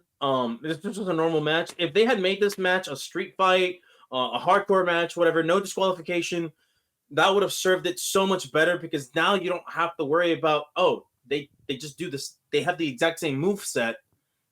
It's just gonna look like a person fighting themselves, which kind of did in some parts, and then it would have made it better. I don't know how much better, but this was definitely the worst match of the night, and it really, in my opinion, contributed to what my overall feelings of night one of WrestleMania were, which we'll get to at the end of this episode. So we mentioned Jimmy started off hot. All of a sudden, Jey kind of starts beating the crap out of him, and then Jimmy decides, I'm going to pretend like I want to just call it a draw. I don't know what the outcome would have been there, but it was pretty obvious that he was clearly going to turn on his brother because he's done it 3 times before. So yeah, and then Jey ends up winning after the fake out, and then I'm happy to move to the next one because it was a lot more entertaining. Yeah, which is This is like another tag match. 2 teams of 3. Is that what I was looking at? It was a 6-women tag match. So yeah, you have 3 on one side and 3 on the other. Damage control, and then again, I wish they would come up with names because it's awkward to come up with Naomi, Bianca, and Jade. It's kind of doesn't flow. They're not a team. They are not a team. They were that night. They were for that one night, and it'll probably be just that night. So there's no reason to give them a team name, especially because, and here's the thing, and we'll go into this. Jade Cargill is who WWE is going to be pushing as their next big women's wrestler. And rightfully so. Because you look at our presentation last night. My fourth note in here is Jade is her. Yes, she's a star in the making, right? She has an aura. She stands out amongst a bunch of colorful the presentation of all these women. There's a lot of color to it. Over the top with some of that, yeah. Over the top, just like they're trying to be larger than life. And here comes Jade Cargill, and she genuinely feels larger than life, standing next to all these colorful characters. And yeah, going into this match, man, it was fine. I think it was a fine match. The presentation This is one I have my notes here. This is one of the few instances of pop and circumstance for entrances. You had the Kabuki Warriors and damage control. You had like the geishas leading into the start of their entrance, and then you had the three girls, Jade, Bianca, Naomi, coming down from the sky, each with their own like a couple seconds of their own individual music playing to give them that moment in the spotlight. That felt WrestleMania to me, brother. I really enjoyed that. Because I had written down originally that the damage control intro, I liked it. They look crazy as hell. And then they introduced the other three. I was like, that's somehow even better, even though it's not one cohesive thing. Exactly. It was really impressive. They didn't come out of the or the curtains. They like dropped down, right? They like descended from a platform, which I don't know how that works in the link, where I guess they just put them up there and everyone could see they were up there. I don't really know, but that's what the other entrance is for, right? Because you want all eyes on the first team, yeah, and then you sneak the other girls up, and yeah, that was fun. But yeah, I mean, most of my notes on this one are just that I was still confused about the tag rules, but now that you've explained them to me, that kind of gets rid of a lot of those. Yes, and now here is my notes on this match, and this is not a slight towards the women involved, because they're all talented wrestlers, like each and single one of them. Naomi, she's been the face of the division before. Bianca Belair, she's been the face of the division before, and Jade Cargill, she's up next, right? She's still pretty green as a wrestler, but you look at her presentation, she is WWE to the core, and the more in-ring experience she gets, the better she'll become, to the point where I don't be surprised if like 2 years from now she's on ESPN, she's on these talk show hosts, she has that natural charisma. I had no idea that she was new, if I'm being honest with you. It sounded like she's been a fan favorite forever based on the reaction she was getting, so that's a good sign for them. Because she was an AEW, like an AEW original of some sort. And there's just been a lot of hype around her because she is. You can see it. Yeah. I mean, you saw it. Yeah. You put she is her, and that was your first. That was your first experience with Jade Cargill. That was my second.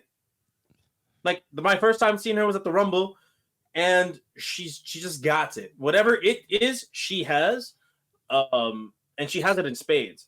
Now going to damage control, like hell, you look at those women. Asuka has the longest undefeated streak in WWE history, right? Then you have Kairi Sane. She's a decorated Japanese pro wrestler, and she's probably like, if these women were allowed to wrestle the Japanese style, I wouldn't be surprised if the three girls that they were facing would have just called it quits, because she hits stiff. Watch a Kairi match in Japan. She is stiff as hell with her strikes, and because she grew up through like a hybrid of the old school Joshi system and the new modern school Joshi system, of where like, hey man, like we need to be as brutal, if not more brutal than the men, to catch the attention. Yeah, and they are brutal. And then you had Dakota Kai, who she's a multi-year veteran of professional wrestling. She knows what she's doing in there. She may not have the same star power as her damage control stablemates, but she can get in there and she can wrestle with any of them and have a good match. And that's what they did. I mean, they had a good match, but here's my problem. And this is my note. And this is why I don't want it to sound like a slight, because I wanted to, give these girls their flowers before I put this on. This didn't need to be on WrestleMania. It did not, like, story-wise. I assume the point was for Jade. Yes. That was the whole... And so this is what I put down. This one didn't need to be on WrestleMania, but it was a showcase of talent.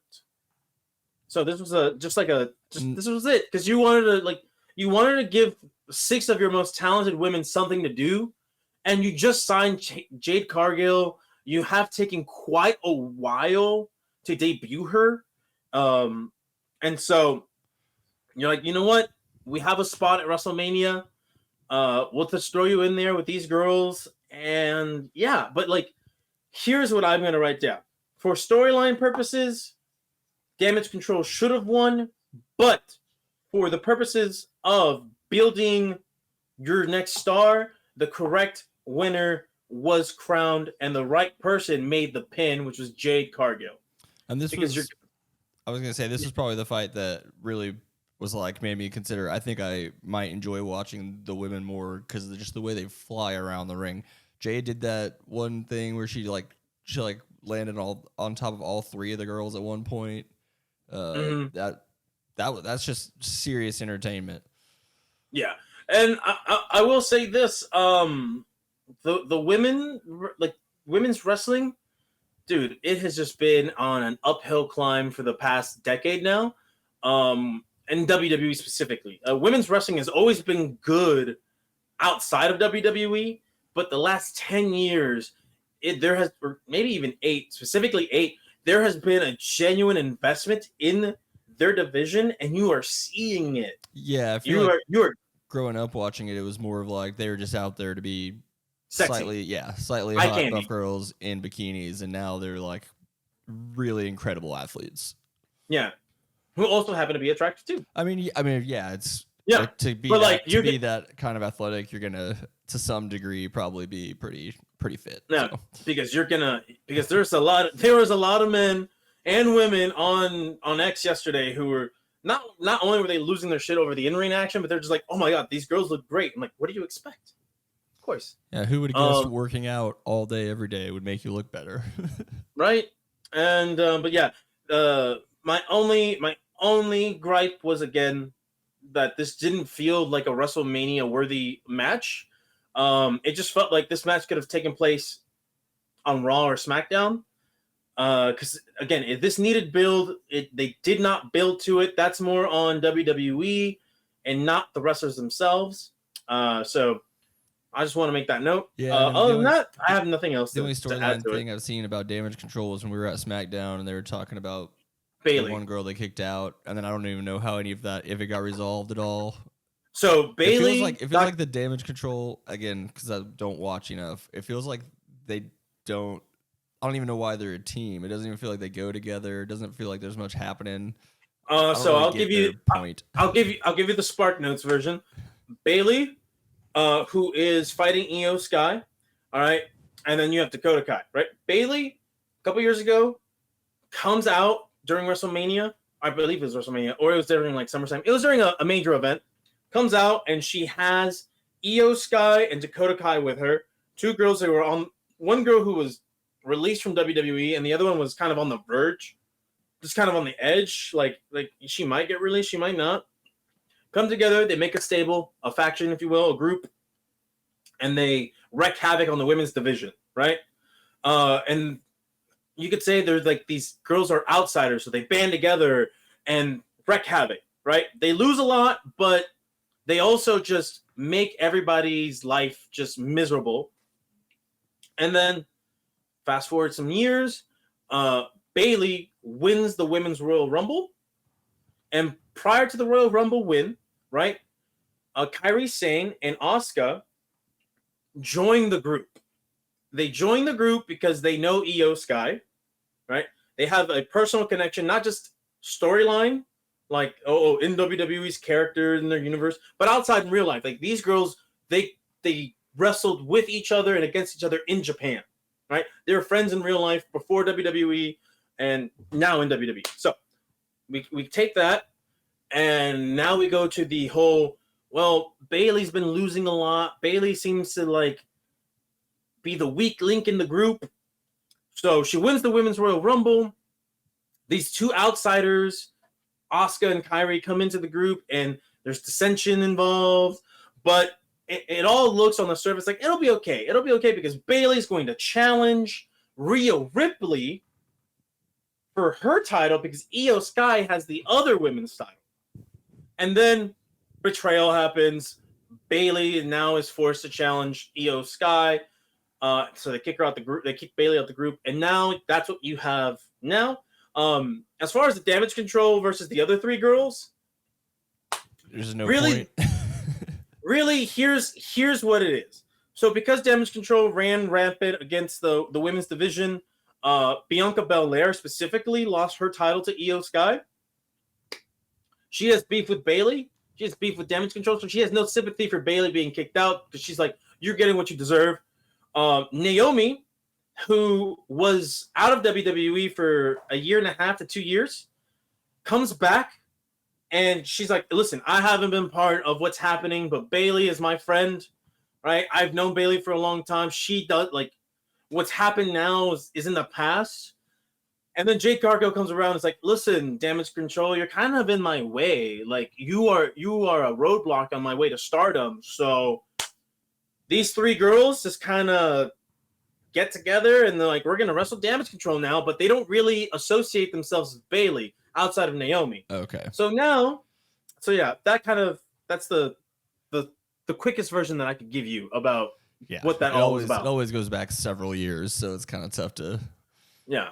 So then I guess we'll move on to the penultimate fight of the night, which is our Intercontinental Championship. This was my favorite match. Okay. This was my favorite match. This was my number one match. Sami Zayn versus Gunther. Yeah, I thought Sami Zayn looked pretty cool. I like his whole bit. You know, he's got the his, underdog. He's got the Rocky underdog in the story. Who was the guy in the suit that was like, I'm not going out there with you? Chad Gable. So, just to let you know, Chad Gable, Sami Zayn, they had a number one contenders match to face Gunther. Chad Gable has kind of had a build towards, hey, I almost beat Gunther. He beat me and made my daughter cry ringside. Like, I cannot forgive this man. This means more to me than anything. And then Sami Zayn, he's this lovable babyface underdog who just can't seem to win the big one. Yeah. Like, he just can't win the big one. And this, like, they both have their own, like, intentions to dethrone Gunther, right? And yeah, Gunther's definitely the white Dom Mysterio, just a perfect heel. I hated that guy from the second I saw him. Yeah, I love Gunther. Here's the like thing. Slight Nazi imagery that they give him. Yeah, and they almost went from what I heard. Vince McMahon wanted to go full on. I bet. Wanted to, but like they stopped that, and he's just more of like this, like, hey, I'm just superior to you air of him, and he backs it up in the ring because he has the longest Intercontinental Championship reign of all time, and as far as Chad Gable, what his relation to Sammy was, not only were they in-ring competitors, rivals for one night, but Chad Gable was essentially like when Rocky and Apollo Creed in 2, in 3, right? It's in 3 when Apollo essentially is in Rocky's corner. Mm-hmm. That's what that whole thing was. It's like, Chad, like, I'm gonna be I'm gonna help you train for this fight. So together you can to fight the big evil. Yeah. Yeah. So that's what that was. That's what that interaction was. And then, of course, you probably saw Kevin Owens right before he went through the curtain. That's just his best friend. Okay. It's like, you go get him. You're like, that's just your best friend coming out to give you that. Got this. You always had this. Yeah, and that's what he yells, like, go beat it. Like, and it was really interesting to me when they're showing all the lead up, and there's like a scene of them sitting at a table in the ring talking to each other. That was weird. I've never seen that in wrestling. They're having like a meeting. They're having like a meeting in the ring where Gunther's just like, I can see in your eyes, you can't. Oh, that's a contract signing. Yeah, the contract signing. That's just standard WWE. I just never seen anything like that before. I was like, what's going on here? They're just like in suits. Oh yeah, it's a usual thing in WWE to have a contract signing before a big match. What I really liked, and this is part of my production notes, I loved Sammy's entrance because you follow him from backstage with his wife. So you have kid. Kiss his kid. He meets Chad Gable one last time, and then you just follow. The camera just follows him in one continuous shot. Meets his best friend Kevin Owens, and then again one continuous shot out through the curtains. The music plays. The crowd is going wild for his song. And I love that entrance. It wasn't like this big spectacle in terms of like pyros and lights, but it felt that's really cinematic, right? Like he's a little more down to earth, just almost an all shucks. I don't know if that's because he's Canadian or that's just how it happened to play out. But He's just a man of the people, basically, and dang, he's I just almost really 40. Jesus. yeah, and he's been at this for so long. But man, that entrance of his felt real cinematic to me. I really enjoyed that, especially obviously in contrast to Gunther's. I will say, we can get to the actual fight, but I was heavily impressed with how good his wife was at her role in this too. I think that was genuine emotion, legit. Because But I mean, like, even I don't know, like you still have to have some sort of acting ability to play it off right on the camera, even if you are feeling those emotions. I just think she was a lot more incredible than I would have expected someone's spouse to be doing that kind of thing. Someone who's not in the company doing the wrestling and all that.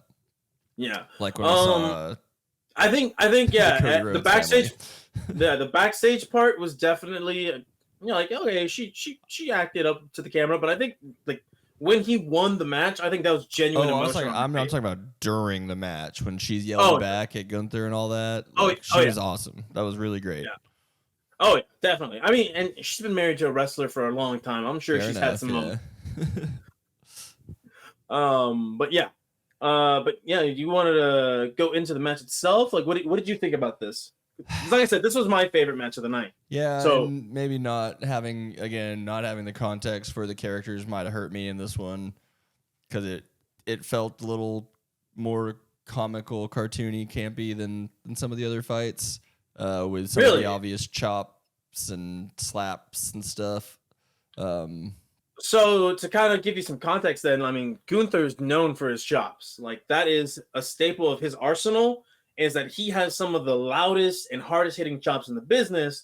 And storyline wise, or like the in-ring psychology of it, is that Sammy's trying to prove to Gunther anything that you can do, I can do just as well. So that's what you saw with that, because he's trying to let Gunther know, like, you're not going to get in my head. Because the whole build-up to this match was Gunther getting in Sammy's head, like, you can't beat me, I'm better than you. And it's that's not a little that I didn't enjoy the fight. It was just that I wouldn't have listed it as one of my top ones, I guess, as far as the actual action going on. I mean, I enjoyed it. Just so for this one, this match is definitely like not for people who haven't been like more casual fans. There's a lot of payoff. There's a lot of payoff going off there that I'm not really getting. Yeah, storyline wise, and also in ring action. These are guys who are really wrestlers. Like this is technical stuff. A lot of what they're doing is in-ring psychology. So you have to really be paying attention to not just their character work, but like, all right, they're doing these moves. Why are they doing these moves? Right? So it's for like the hardcore wrestling fan is like, this is why they're doing this. And one of the biggest payoffs in this match was the Brain Buster. So, yeah, which to me, I don't know. Yeah. So Sami Zayn, prior to being in WWE, he was known as El Generico, the generic one. He was a masked wrestler. He was just a generic masked wrestler. That was his gimmick. But one of his finishing maneuvers was what's known as the top rope brainbuster, which you saw last night. He has not been allowed to do this in WWE ever. So it's been, over a decade since he's probably done this move. So in-ring psychology-wise, this is one of those things like, this is my last resort. This is the only thing that I can think of in this moment to chip away at the armor of this unbeatable freak.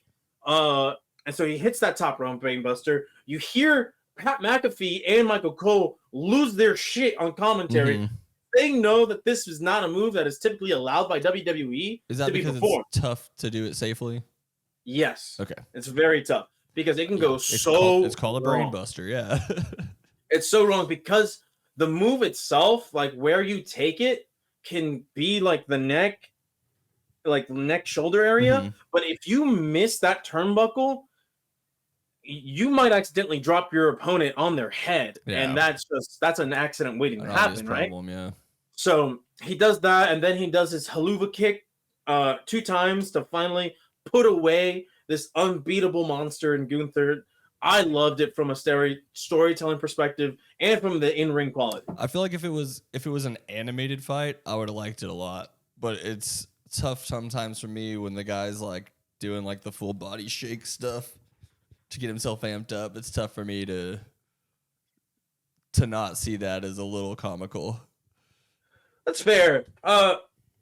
Again, as you get indoctrinated more into wrestling, you will learn to maybe actually enjoy when they do the little hype up stuff. But this is something that started way back when, even when like Hulk Hogan back in the day, for sure. he was called hulking up. He was like, and yeah, it can be a little comical from the outside looking in, but once you're inside, you eat that shit up. I appreciate the way Roman Reigns does it with his ooh-ah. That's different. I feel like that's kind of a similar, like, I'm hyping myself up to do this one thing. That's more of a battle cry and less of a I'm psyching myself up to overcome all the damage that I just took. That makes sense. You know, because when you see a babyface do that, it's them trying to push through the ass kicking that they have been taking for like one last push at trying to win, and either they win or they don't. But that's what that's for. That's what the psychology of that is for. I will say I wasn't sure who was going to win this one because obviously you want Zayn to win. Like everyone wants Zayn to win. But I was like, sometimes the heel is just going to win. Like sometimes that dickhead is just going to be a dickhead. But I think once they kept showing him yelling at the wife, I was like, okay, he's going to lose this. And you would think that logic applies to the next match, but it didn't. But we'll talk about that later. Just to finish this one, though. This one, I think everybody in that building knew Sami Zayn was going to win, if not for the sole reason is that Gunther has done Abe's not going to do anything with this one.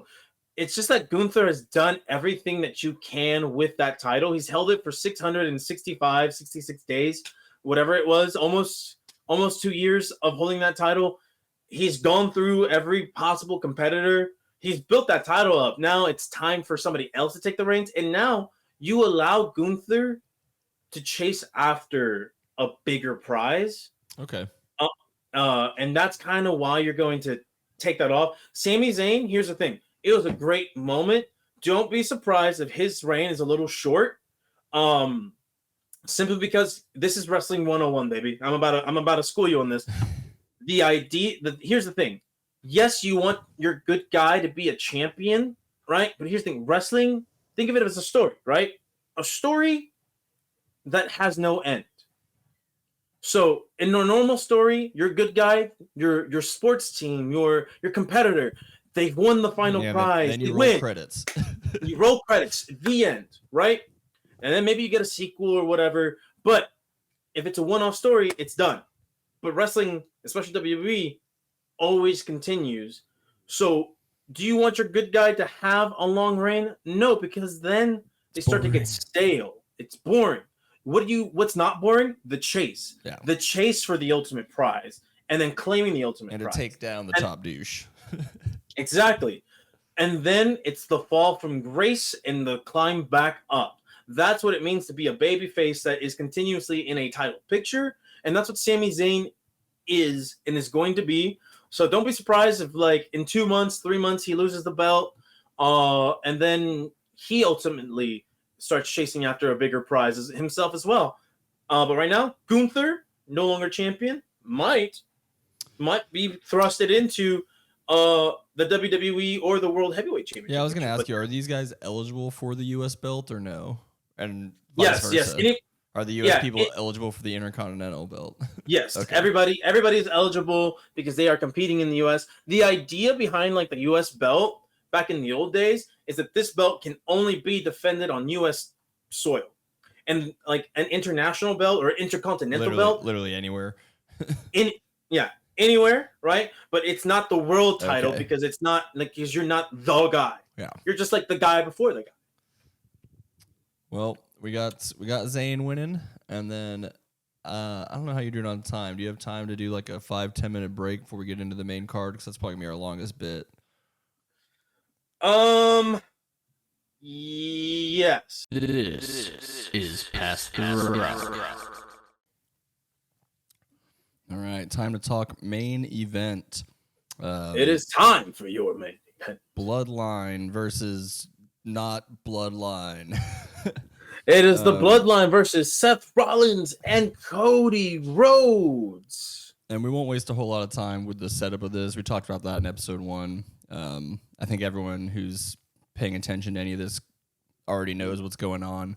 They know the story. They know what we saw the stakes, especially that because The Rock kept saying on that SmackDown, like, the stakes for this match are, and eventually gets called out for repeating himself. Good thing they ran out of time. We're bad. I don't know, but that was a sarcastic comment. So yeah. Man, I will say the first thing about this, I enjoyed that they gave us a nice, good recap. They have obviously great production quality. The team that puts their stuff together for the WWE is incredible. Oh yeah, got me all hyped up. So I'll get right into the introductions. We get Cody Rhodes first. I thought his outfit looked like an anime Homelander. That's the running bit on the internet, or that's the running joke on the internet. Is it? Yeah, he's like Homelander. Yeah. Homelander, but like I said, anime, because there's a little bit more flair than what Homelander would normally wear. Yeah. And his intro's cool. Everyone seems to love him. It's fun. It's everybody's hyped. Yep, everybody does the whoa, and then you can hear the crowd sing along up until the whoa part too. Yeah, so just greatness. I don't know much about his dad, the American Dream. Dusty Rhodes. Yeah. Just a legend. Just a legendary figure in wrestling. But that's all you need to know. Obviously that's a big player in all of this, is that you got all these legends and sons and grandsons and of legends. This is all culminating into this genius bit that they've got working. Then we get Seth Rollins, which maybe you could tell me more about what is this guy's deal. I think it's a bit much. I think he's also supposed to be a great heel, I'm guessing. Just because he was a heel, clearly a troll both in and out of the ring. Yeah, but he has kind of worked himself into babyface with the crowd. What's difficult with Seth Rollins is because there's a difference between babyface and heel the crowd loves, and that's kind of where I feel he fits in. Is a heel that the crowd loves. He should be a heel that the crowd loves, but the crowd loves him so much that the company and the booker themselves, they're gonna place him into a babyface role. Because here's the thing, his presentation, it's like really out there, right? You have these ridiculous outfits, high-end fashion, if you will. Yeah, but that's like part of the thing. He reminded me of the dude from Fifth Element. Was it Chris Tucker's character or whatever? Yes. That's kind of what that's kind of the vibe I was getting off of him walking into the ring. I can't even explain what he was wearing. You'll have to look it up. I've seen that one. I just mean whoever's watching this, not you. Oh, okay, my bad. But yeah, no, with him, he underwent this character change where he's like the Messiah of wrestling, right? He's like, and so he comes out in these like larger than life, high end fashion type outfits, and so when he's heel or babyface, people are like, oh, like whoever's across from him, oh, you got that from your wife's closet. For those who don't know, his wife is Becky Lynch.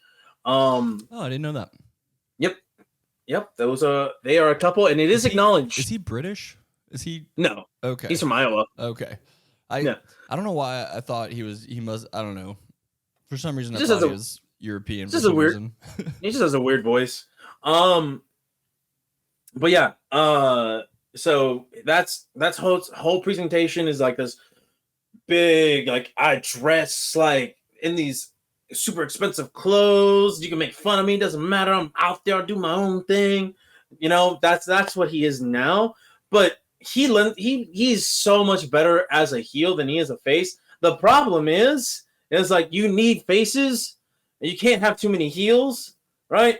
Because then if you have way too many heels, not enough faces, you run into a lot of problems. I think he's the definition of having a shit-eating grin on his face at all times, or a punchable face, either one of those things. Yes. But the way that he wrestles like a baby face. Okay. He wrestles like even when he's a heel, because here's the thing. Traditionally speaking, you don't want your heels doing all these high fly, super athletic things. You want them to slow the pace down of the match. Grit and dirt. Be brutal. Yeah. Yep. Like, be brutal, take shortcuts.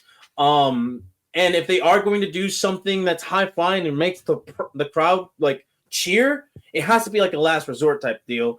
So it's just his natural wrestling style is babyface, but like him, like his face, his character work, everything that he does, it's just like he's like a conundrum. And so he's one of those, like, whenever I told you about those tweeners, he's in that tweener thing. But right now he's great. He's fun. Don't be surprised though if he turns heel after tonight.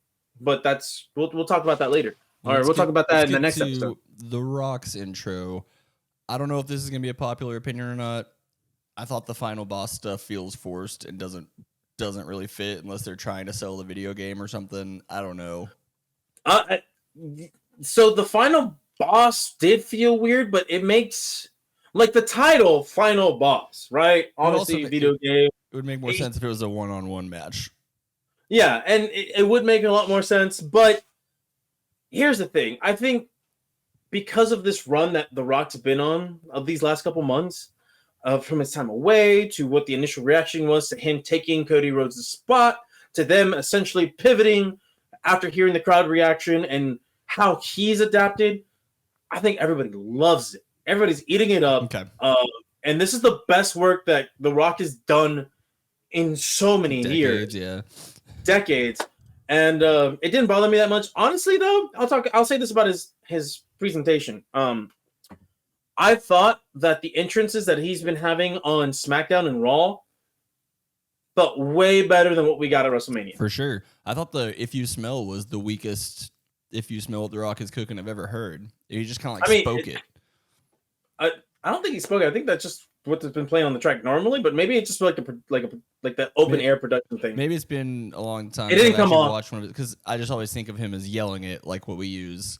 So with him just to kind of say like casually like "If you smell what the Rock is cooking," I'm like it just doesn't hype me up. But still though the pyro stuff, the lasers, all that. Once they actually get to his intro, his real intro, that was solid. I liked that a lot.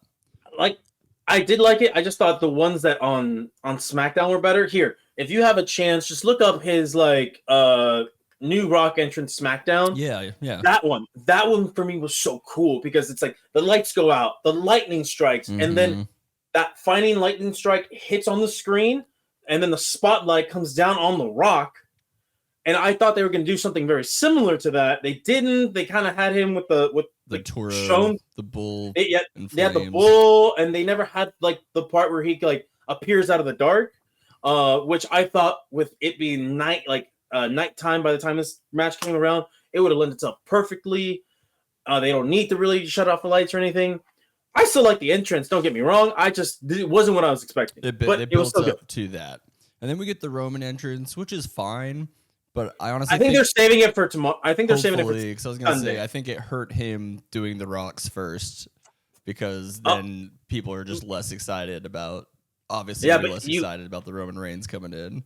Yeah, but you definitely want your main champion to have the final entrance. Here's what I'm going to say about this. Last year's WrestleMania, he had a grand entrance. He had like a group of piano players playing the opening notes to his song, and then finally his music plays. He comes out, and it's this grand, this grand entrance. It's very simple, but you can feel that there is it's a powerful entrance. I think they're saving that for tonight. I don't think because he has to do double duty. I don't think they wanted Cody or Roman to have a big entrance. Yeah, this isn't a one-on-one. It's a team fight kind of thing. The one note that I wrote, there's two notes that I have about the Roman entrance, actually. The one note that I wrote was that Paul Heyman obviously had the knee pads on early, just following him around. And I guess that's Heyman's role, is to follow the company guy. But he's the wise man. I do like that Roman comes out with just his like normal clothes and just the necklace. Yeah. I like that. I like that look. That was solid. It plays into his gimmick of the tribal chief, right? Samoan dude who is in charge of the family, basically. And then we got this weird bit where before it's starting, the announcers just keep going on and on about, look how great The Rock and Roman Reigns look. I was like, okay. I mean, yeah, but like, I don't know. That felt like a weird bit to me for them just to keep espousing about how attractive these guys looked. I don't know, man. I I really think everyone out there looks fucking phenomenal. So yeah, absolutely. And but yeah, I mean, I don't have anything else about the entrances. I think these were fine entrances. Again, it makes sense why they didn't go over the top with anybody except the Rocks. But yeah, like I mentioned in my notes earlier, like there wasn't enough pop and circumstance for a bulk of these entrances. But the Rocks really stood out amongst a handful of and it standout probably entrances. should. I mean, he's The Rock. You know, he's the Yeah. biggest star that they've ever had. Either at least outside of Mainstream, definitely. In mainstream media, absolutely. Yeah. And then, so, fight starts. I did write this quote down. And actually, before I get to the quote, I feel like the floor mics were way louder for this one fight than every other fight, which I enjoyed. Getting to hear every sound, getting to hear them actually saying stuff to each other. You got to hear really early on Roman trucks Rollins, and he goes, "I run a bitch over real quick." You know what I'm saying? That was good. These guys, they just know what they're doing. They're playing up to their characters, and it was really good. And you heard like the Rock is like, "Don't you fucking count out." Oh yeah, Don't I've got you that one written down. count. Yeah, I'm going through the fighting sequence on my notes. The very first tag, Rollins is kind of trolling Rhodes, and you're like, is he gonna turn on him right here? Like all of a sudden, because he like wouldn't tag him in.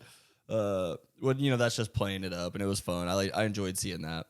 Yeah, in that sense, I think it's just Rollins wanting, like, oh, hold on, I got this, I can handle myself, right? It's him being cocky of like, I can handle these guys, just as well as you can, because the biggest concern in this match wasn't about Rock, it wasn't about Roman, it wasn't about Cody. It's Seth feels like fish out of water in this instance. Absolutely, he doesn't really belong there.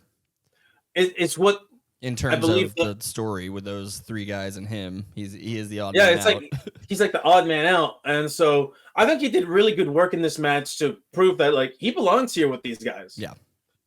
So that was one of my notes about him specifically. And I mentioned earlier, I kind of came away from watching this whole night thinking I might enjoy the women more, and I think part of my issues with the start of this fight were because I didn't realize it was slow. How long the fight was going to be, and they have to preserve some energy. But yeah, it's real slow. It seems real deliberate. And it is very deliberate. I don't love noticing when a guy's stomping to make a hit sound louder, and that stuff happened really early on, and then it seemed to get better throughout. Yeah, and a lot of that is like The Rock's ring rust himself, although he looked great. So for anybody who, there was a lot of concern about whether The Rock could wrestle like a normal match. And he's in tag matches, you do less work. Ideally, you do less work. You can hide people who get gassed out quick in the ring in tag matches. You can hide people who don't have a ton of experience in tag matches. And I think a lot of people going into this match thought The Rock will be essentially carried because he has not twice been the age of everyone else.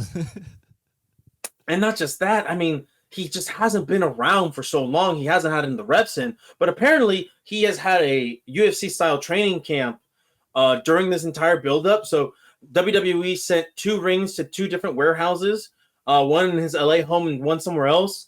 And he's had multiple quote-unquote sparring partners to essentially speed up the getting rid of the ring rust and get his timing down.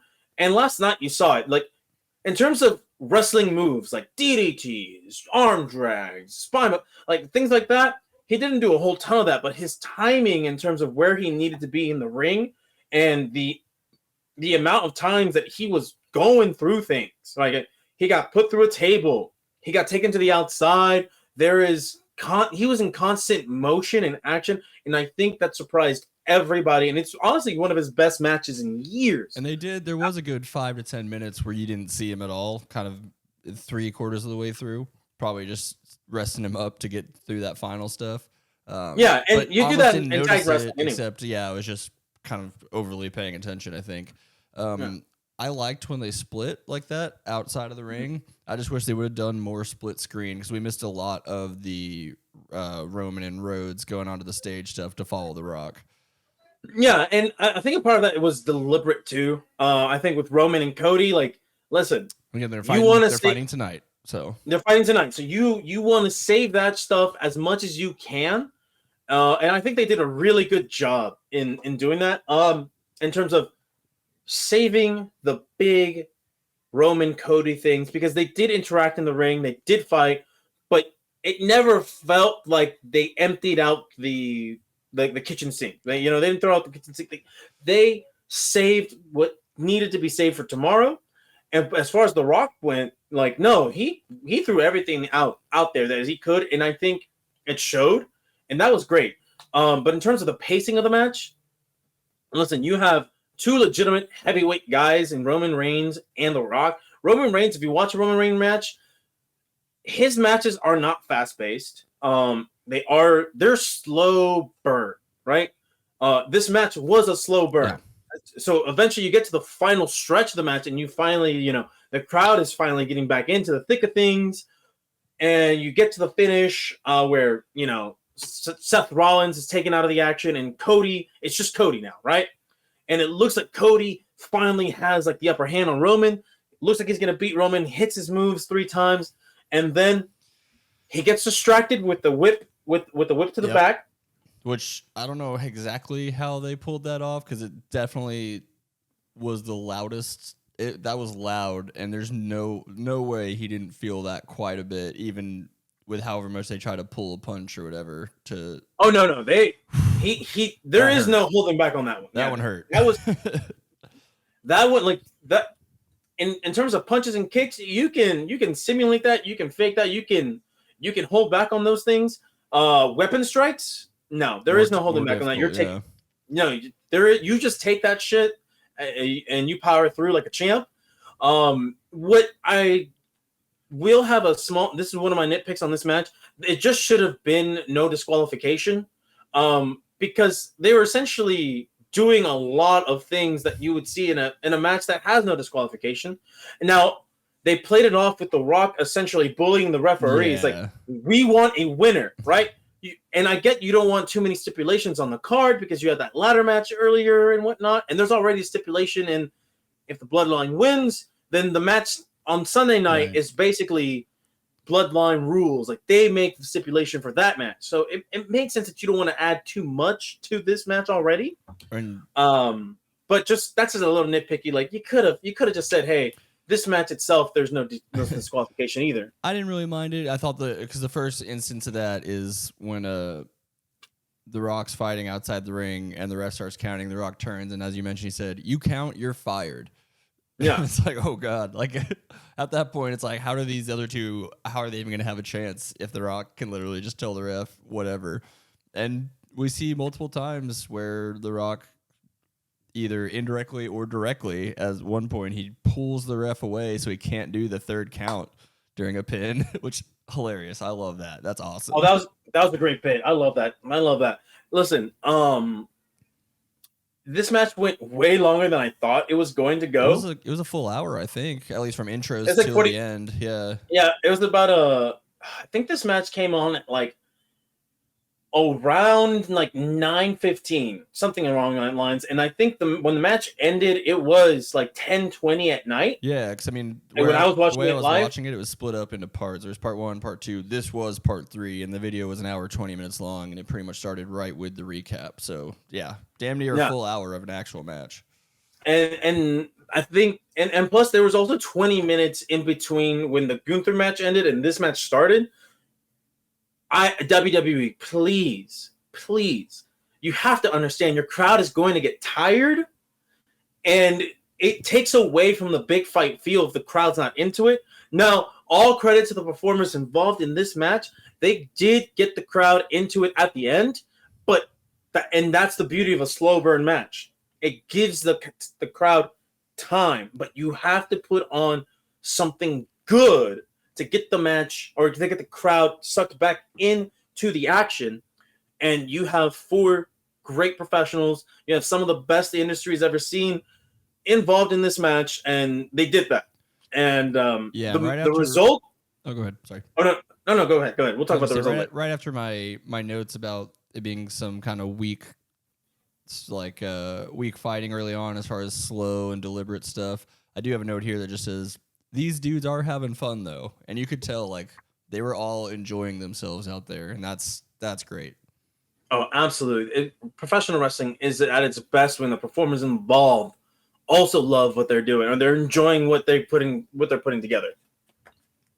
We did have Rollins throw The Rock into the Prime cart just to get some more pub in there. And he hit him in the head with the Prime thing. I'm like, bottle, yeah. yeah, and I'm just like, that's a disqualification. What is happening right now? That should be a disqualification. But obviously, The Rock did what The Rock did to make it so there was no disqualification. I should mention also earlier on in the fight when The Rock spits on his hand and slaps Rollins. That's a funny bit. Obviously, they had the slap back and forth, but him spitting on his hand and slapping him. I don't know if that's a movie he's done his whole life. I can't remember. His whole life. Yes. That's a good one. It's the punch, spit in the hand, smack him in the face. Yeah, that's a classic Rock staple right there.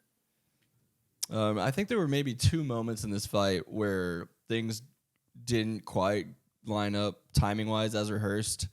I wish I could remember specifically. I just remember one where Roman Reigns has to kind of like pause for a few seconds and flip himself back into the ring to do. There was a couple of moments where it felt like they could have used some more time, and I don't know how these work. You know how it's, it can't be entirely like, all right, you hit this spot, then this spot, then this spot, then this. Like, you can't do every second planned out perfectly.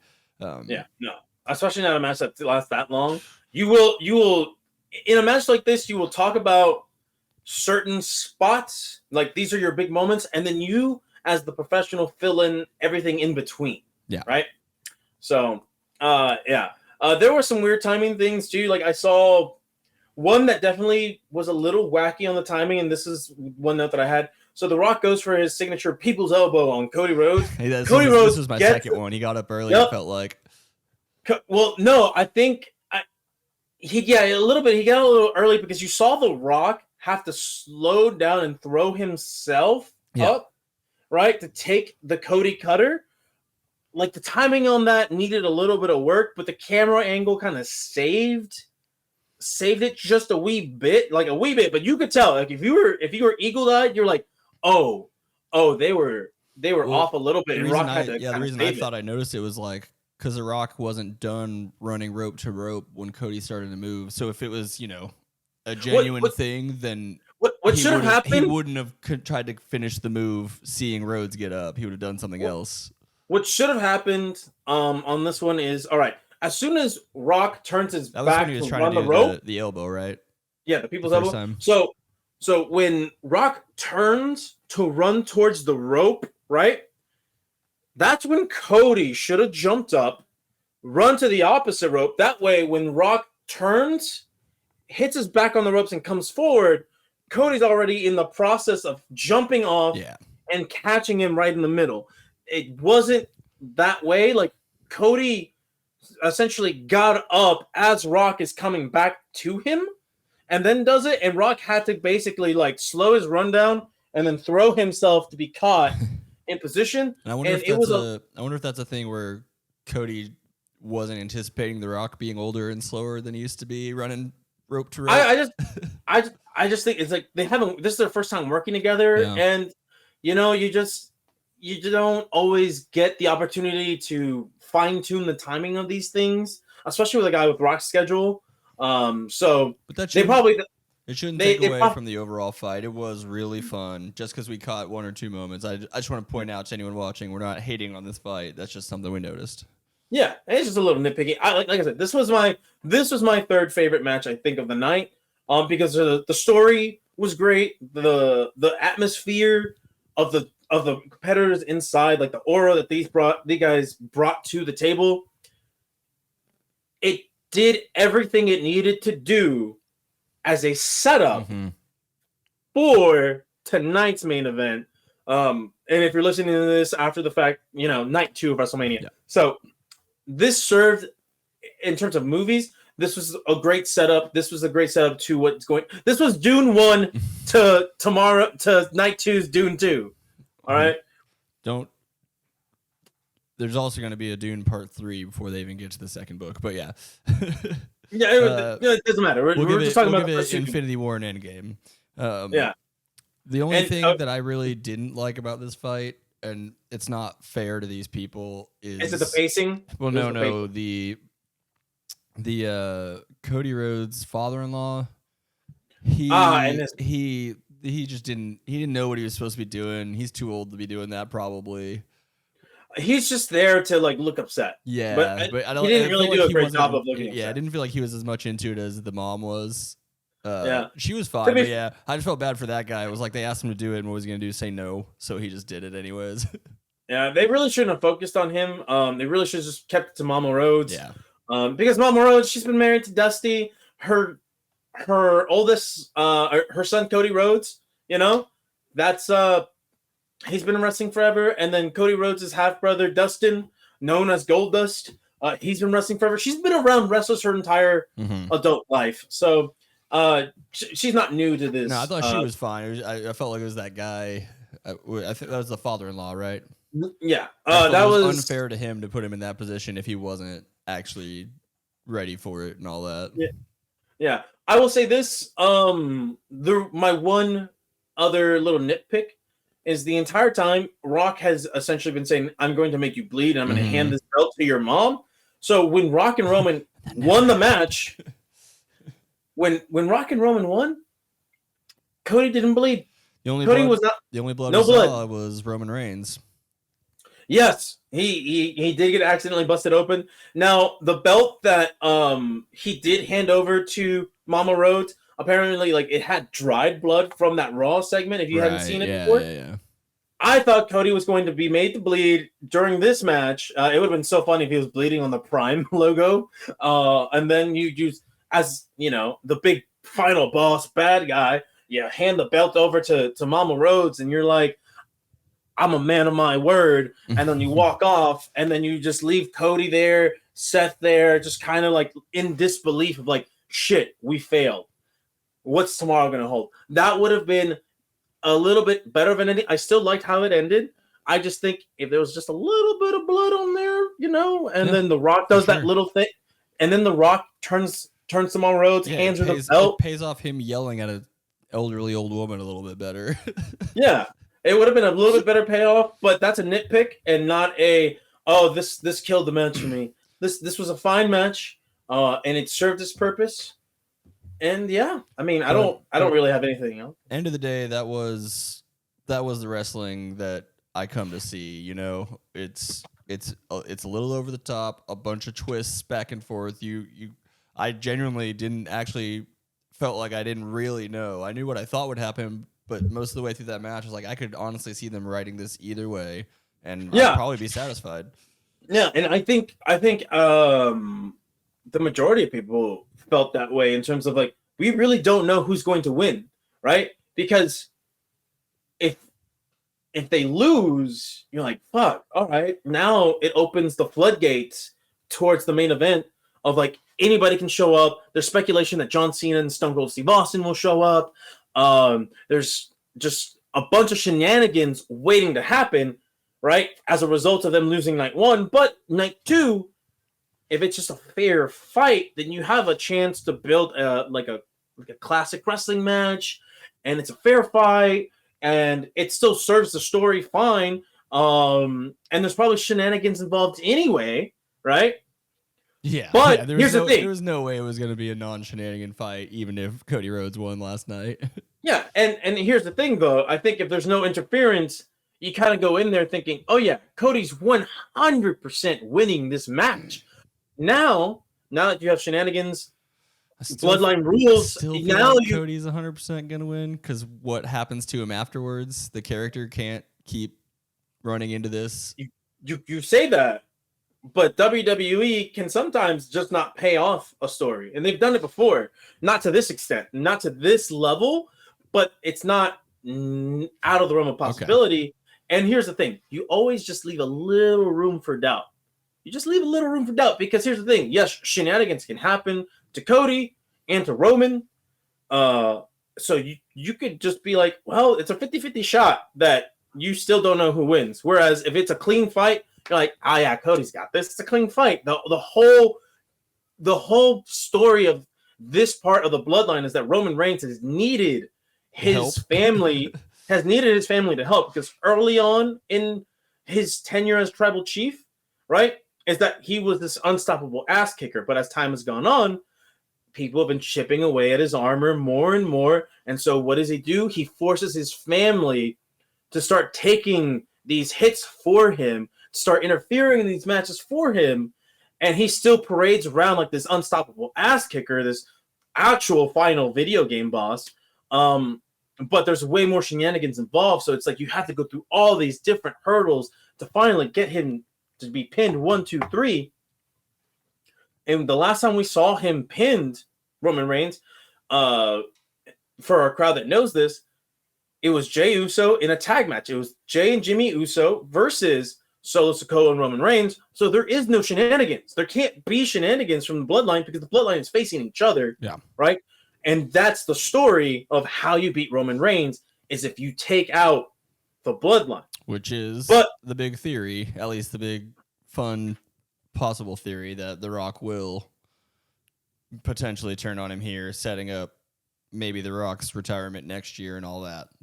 Yes, and I think one thing that definitely adds to that is the fact that Roman Reigns speared the shit out of The Rock on accident in the match, which I thought that was a great, that was awesome, great, hilarious. Like Rock's reactions, like ah! I was like, this is gonna be meme material, forever. Thank you, Rocky. That was cool. That's Seth Rollins did an awesome bit right before that to pull Cody out of there. Seeing it ahead of time, his wrestling IQ got him in there.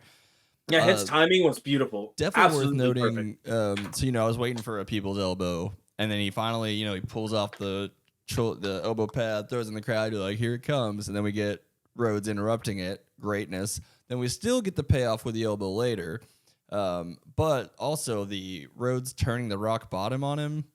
That on the announcer table, that was great. Yeah, the fact that The Rock took a table spot, man, this guy's back. The feeling is back. I want to say something.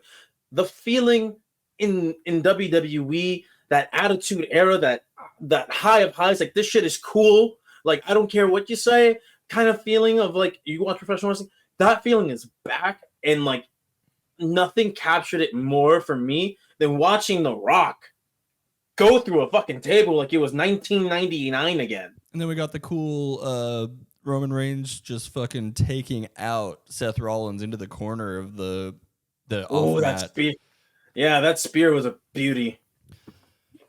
And yeah, the way they were working on Rollins' knee the whole time, always a good bit. Yes, and that's going to play into his match tonight. Yeah, which the announcers were good about pointing that out, because otherwise I wouldn't have really thought about it. Like Rollins had so much to lose in that match yesterday, more than he had anything to win. The whole story so if you know who his opponent is, it's Drew McIntyre, and Drew McIntyre has been telling Seth Rollins, "You have more to lose than to gain by helping Cody out. What are you doing?" And that's been repeated over and over, and it played out. Like, okay, Seth, here's the thing. Yes, you want to see the bloodline get stopped because you're tired of their shenanigans, but also you're not involved in the shenanigans. They're not involved with you, so why are you helping? You have so much more to lose, and we're going to see that. He's losing tonight. If Seth Rollins comes out winning defending his championship successfully, that's the wrong call, because you have to pay off these weeks and months of him just being stubborn, saying like, "No, I have to do this. I have to do this." And Drew's like, "No, you don't, and it's going to cost you." Like, it has to cost him. If not, what was the point? So, good job on that. Before we lose you here, I have a couple of just general questions to ask you, or one is just a point to bring up. Is I really love when someone's got somebody on the turnbuckles and the crowd starts counting the hits. Yes, Genius that's a time-honored tradition right there. And then my question for you, okay, another one. There's two of these. Sorry, there was a guy with a camera who has a hat that says Film Crew, and I'm wondering if he's actually paid or he just wore a hat that said Film Crew and got his way in. More of a joke. No. And then if you can explain to me why there was a sign that had Peppa Pig and a 9 Inch Nails shirt. All right. Wrestling fans are weird, and they Okay. want their own bit, and they just want their own bit. I didn't know if that was like a reference or something. It could be like one of those inside joke references on the internet, and someone just had the sign up. But WWE's been encouraging more fans to bring more signs, and you just see wacky shit now. Okay. I had to like pause it. I was like, that is Peppa Pig in a Nine Inch Nails t-shirt. Yeah, not sure what that's all about, but it was funny. It was funny. Well, overall, my first WrestleMania, at least night one experience, great. Loved it. I'd watch it again, which I will tonight's. Excellent. I'll probably have to watch it in pieces throughout the week, but Word. Which is fine because we'll have to probably do this episode next Sunday probably. yeah. So I'll split this video up between each fight so people can pick and choose what they want to watch. If there's something they care more about or don't care about at all. Yeah, and just to give my final thoughts on this to wrap this episode up. So night one, for me at least, for what my expectations were, was a little bit of a lackluster for WWE's biggest show of the year. Something that's pretty evident and pretty consistent with WWE during these long premium live events is there's a really long cool down time between one match to the next. The bell time is just sometimes can feel too long and it can take the crowd out and the crowd loses steam. And you saw that multiple times throughout the match where you're like, why is the crowd not as raucous as it should be? Considering that it's in Philadelphia of all places, a place that's known for being loud, right? Yeah, I missed some of that just watching it all the next day, so I don't get that time in between. It's just quick fire to the next thing. Yeah. So if you're watching this on stream live, you'll notice that it's just really long times in between things. So like a lot of this didn't feel like a WrestleMania outside of the last two matches, right? This and R-Truth having his moment, if you will, during the tag ladder match. Like those three matches, in my opinion, felt very much WrestleMania worthy, and then everything else felt like it's just a regular pay-per-view, or it would have been a big match on television, but it didn't feel like it should have been here on WrestleMania card. But they had to fill out the card. There's only so much that you can give proper attention to in terms of building towards this program, because night one has 7 matches, night 2 has 7 matches. It's impossible to really properly build towards 14 matches over the course of a few months. Because yes, WrestleMania is a year in the making every year, but not every storyline's a year in the making. And some you are can't just know what will happen throughout the year. You can't just write it tomorrow, you know. Yeah, exactly. Because they have to pivot quite frequently, all the time. So for me, this was rather lackluster for what I was expecting. But with that said, I'm really glad, Patrick, that you enjoyed this. It makes my wrestling heart happy to hear that you enjoyed this night, and hopefully you enjoy night 2. And for me, and for anybody else who feels like me about night 1, hoping night 2 is better and we get a fantastic cinematic style payoff to the Cody Rhodes versus Bloodline story. All in all, I'm excited for night 2. We'll see what happens in night 2 and what our thoughts are on that. But overall, night 1, if I had to give it a grade, I give it like a C. With some notable great matches here and there, some spectacular moments, a couple of great entrances, but all in all, there was some things that left a lot to be desired. But all in all, I think everybody did their job, and everything did, like in terms of results, everything did what needed to be done to continue moving these characters and their stories along. Whether the payoff in the match happened or not, like whether the quality of the match essentially aided that payoff or not is one thing. But all in all, I think every result was the correct result. And we'll see what happens in week 2 or night 2. Sorry. Yeah, like he mentioned earlier, probably going to be a week before we can actually get to it. But this is our WrestleMania Night 1 recap, and watch Night 2 and be ready for us to talk some more about it. That's right. I had fun. I would probably give it a B or a B plus as a first time WrestleMania viewer. I really enjoyed it, but again, I didn't watch it at the same pace you did. I watched it all as one long thing without any ads, so that's a little different as well. What do they do in that 20 minutes on the stream when they're getting ready for the main fight? Are they even it's just ads, or they're showing you like ads, the kickoff show people? No, it's a lot of ads. It's a lot of like hype packages for the next match, recaps, shit like that. And also, we're going to talk about this on the next episode because I want to mention this, but we've gone way longer than I thought we would have. The ads on the ring side, like the digital ads on the aprons and on the ring, brother, some of that shit racially motivated. I'm just saying, when the luchadors were wrestling, there was an Aguas Frescas ad, and then when you had 3 black women wrestle, there was an ad for Wingstop. I'm just saying, some of it felt poorly placed and timed. It could be coincidence. It could not. Is it poorly? Either way, is it market research? Who knows? Either way, please don't play into the stereotypes. Regardless, the ads were a little distracting. I'm like, brother, I don't like them being in the middle of the introductions. Like, where they pull out the camera and show you the thing on the TV, and the announcers actually read a spot. I don't want that during introductions. Do it before a match and after a match, please.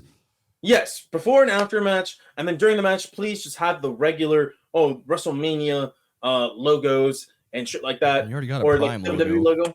Yeah, like there's too much advertisement going on. I get it. Big publicly traded company. You have a lot of eyes on your product. UFCification, thanks to TKO. Yep, I hated it. But yeah, that's all I got to say on that. We'll see what the ads are like for night 2. And with that said, all right, man. Patrick, I'll talk to send you it later. home. All right, we'll see y'all next time. That concludes night 1 of WrestleMania from Past the Rock's Wrestling Royale. Don't forget to join us next week for night 2's coverage, where we find out everything about night 2. Bye.